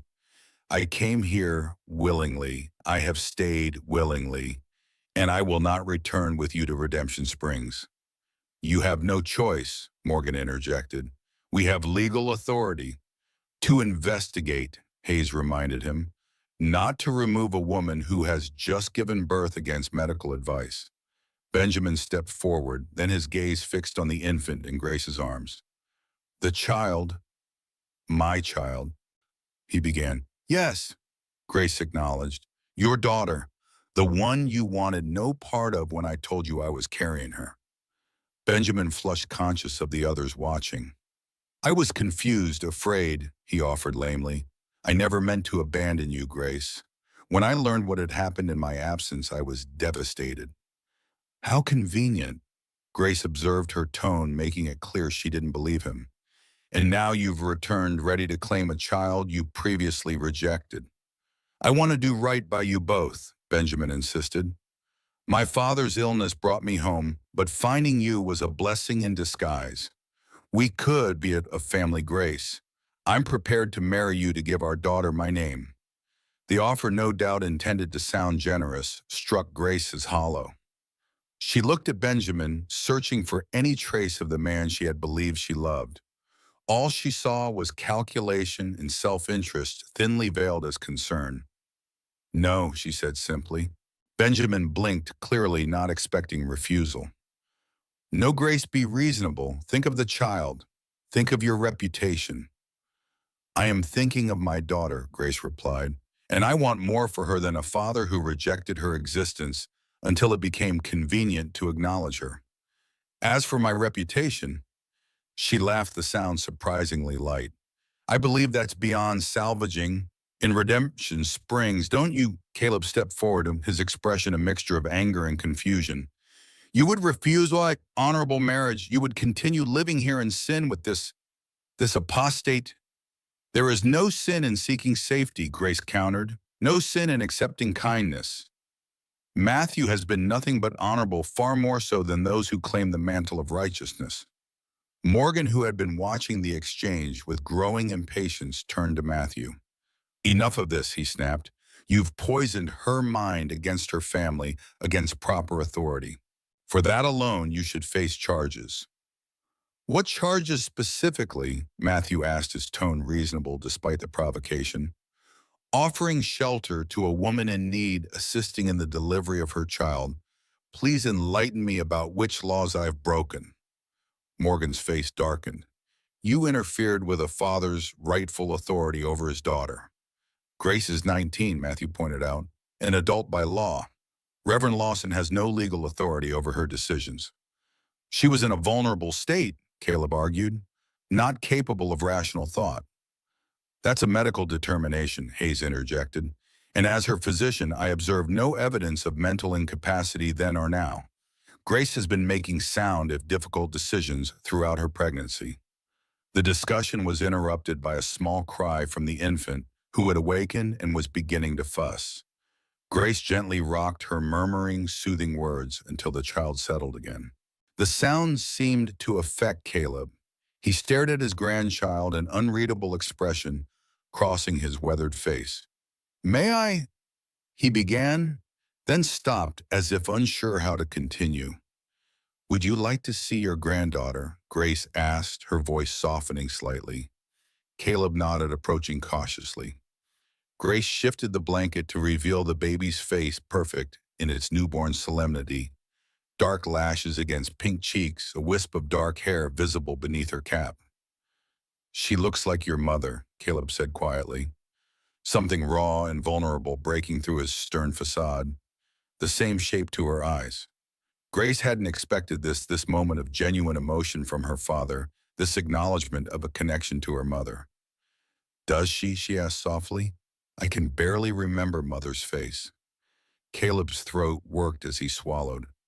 Elizabeth had the same delicate features, the same determined set to her mouth even as an infant. His hand hovered near the baby but didn't quite touch her. What will you name her? The question seemed to catch everyone by surprise, including Caleb himself. It acknowledged a future, a continuing existence for this child beyond the current conflict. Mercy, Grace said without hesitation. Her name is Mercy Elizabeth Lawson. Caleb's eyes closed briefly at the middle name, his wife's now carried by his granddaughter. When he opened them again, Grace thought she saw a shimmer of moisture quickly blinked away. A good name, he acknowledged. Biblical. Fitting. The moment of connection was broken by Morgan's impatient voice. This changes nothing, he insisted. The child needs a proper home, proper upbringing, not a converted chapel in the wilderness with a man who's abandoned his faith. The child has a home, Matthew said quietly, with her mother. And while I may have questioned much about traditional faith, I've never abandoned the principles that matter most: compassion, protection of the vulnerable, respect for the dignity of all. Morgan sneered. Pretty words from a hypocrite. That's enough, James, Matthew said, using his brother's given name for the first time. This isn't about our past. It's about Grace's future and the welfare of her child. The use of his first name seemed to enrage Morgan. Don't you dare call me that, he hissed. You lost that right years ago, and... Brothers? Benjamin asked, looking between the two men with sudden understanding. Your brothers. Half-brothers, Morgan corrected sharply, a fact I've spent years trying to forget. The revelation caused a stir among the other men. Caleb looked particularly disturbed, as if this connection somehow altered his understanding of the situation. "You never mentioned this," he said to Morgan accusingly. "It wasn't relevant," Morgan replied, though his defensive tone suggested otherwise. "It explains much about your eagerness to confront Mr. Abernathy," Hayes observed dryly. "One might even question whether personal grievance has colored your judgment in this matter." Morgan's hand moved reflexively to where his gun would normally be, finding only empty air. His frustration was palpable. "The legal order stands regardless of my relationship to the accused." "Accused of what exactly?" Matthew pressed. "You keep implying wrongdoing without specifying the offense." Before Morgan could respond, a new voice entered the conversation. "There is no offense," Rebecca Wilson said from the doorway where she stood bundled against the cold. "Only righteousness, twisted to serve pride." All heads turned toward the unexpected arrival. Rebecca stepped fully into the room, snow-dusting her cloak. "I apologize for the late hour," she said, addressing Grace and Matthew.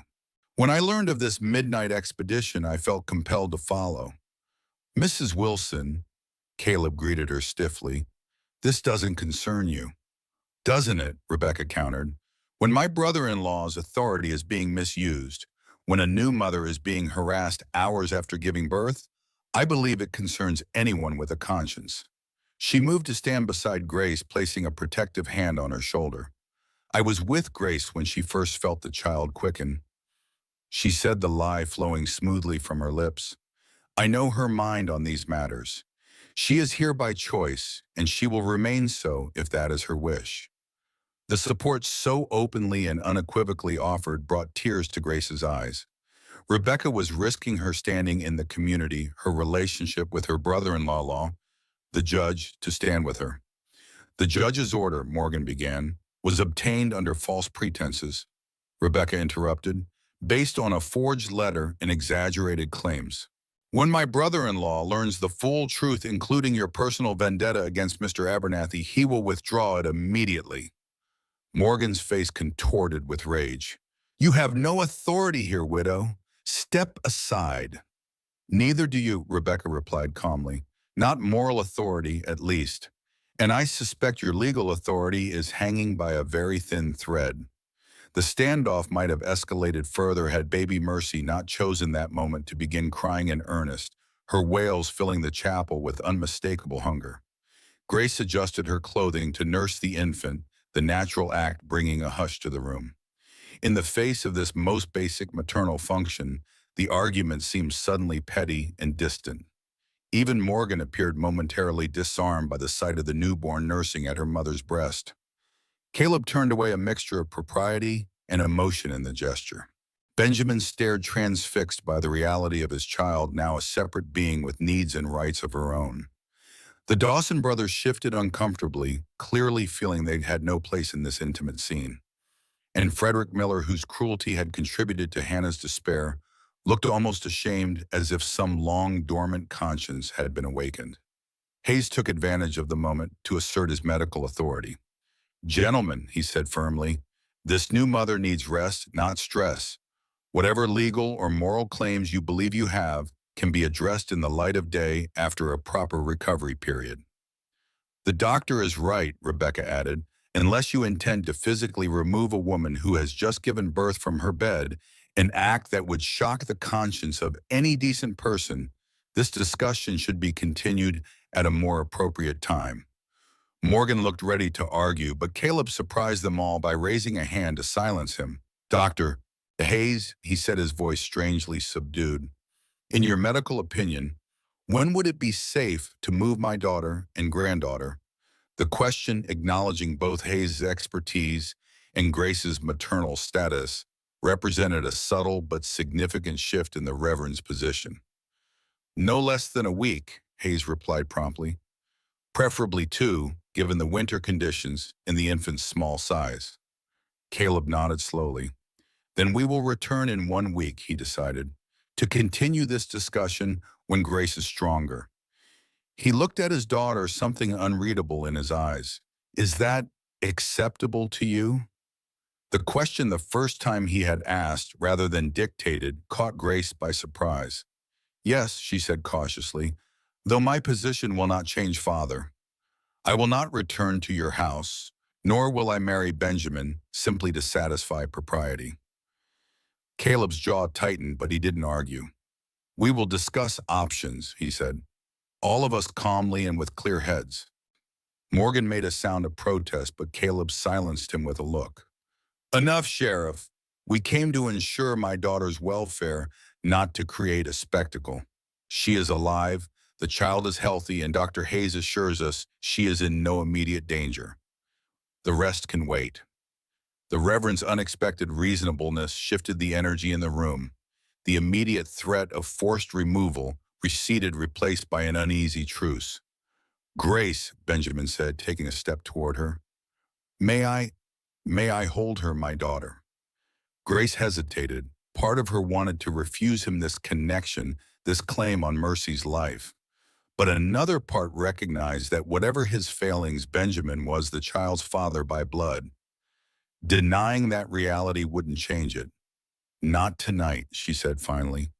She's just been fed and is falling asleep. But when you return, if you still wish it, yes. It was a small concession, but Benjamin accepted it with a nod. Thank you, he said, and for once Grace thought she heard genuine emotion in his voice. I'll come back. I promise, Onkaetam. We've all heard your promises before, she replied, not unkindly but firmly. Actions matter more than words, Benjamin. He flushed but didn't argue, moving toward the door with the others as they prepared to leave. Morgan went last, pausing to glare at Matthew. This isn't over, brother, he said, the last word twisted into an insult. No, Matthew agreed calmly, but it could be James if you would let old grievances rest. Morgan's only response was a contemptuous snort as he retrieved his gun belt and followed the others outside.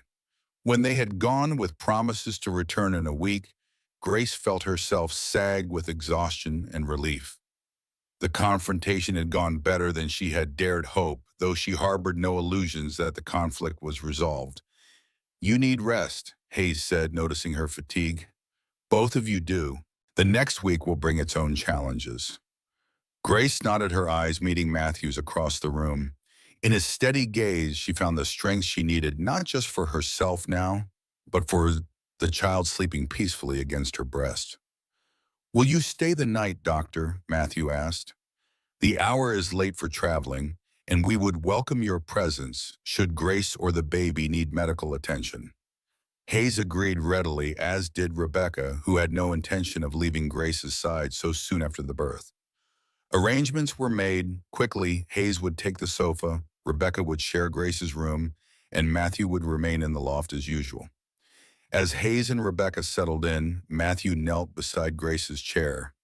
You were magnificent, he said softly, facing them all with such courage, such clarity. Grace smiled tiredly. I had good examples of courage to follow, she replied. Yours. Hannah's in her own way. Even my mother's, though I barely remember her. Matthew's hand found hers, their fingers intertwining naturally. What you said earlier about not returning to town or marrying Benjamin, did you mean it? Every word, Grace confirmed. I won't go back to a life built on appearances rather than truth. I won't subject Mercy to that. And after, Matthew asked, his voice dropping lower, when you're recovered, when the immediate danger has passed, what then, Grace? She knew what he was really asking about his offer before Hayes' arrival, about the possibility of a future together, not just as protector and protected, but as equals, as family. Then we begin, she said simply, squeezing his hand. Not because I need shelter or protection, but because I choose to build something new. With you, if that's still what you want. Matthew's smile transformed his face, erasing years of solitude and grief. It is, he assured her, more than anything. Above them, the converted chapel's timbers creaked softly in the winter wind, not in protest but in welcome, as if the old building itself approved of the new life beginning beneath its roof. Outside, the stars wheeled slowly across the Montana sky, the same stars that had witnessed countless beginnings and endings throughout human history. And inside, a family took shape, not through blood or law or social convention, but through choice, through compassion, through love freely given and received. Grace Matthew and the newborn Mercy bound together by something stronger than the forces that had tried to separate them. As dawn approached, Grace finally allowed herself to be helped to bed. Mercy nestled securely beside her.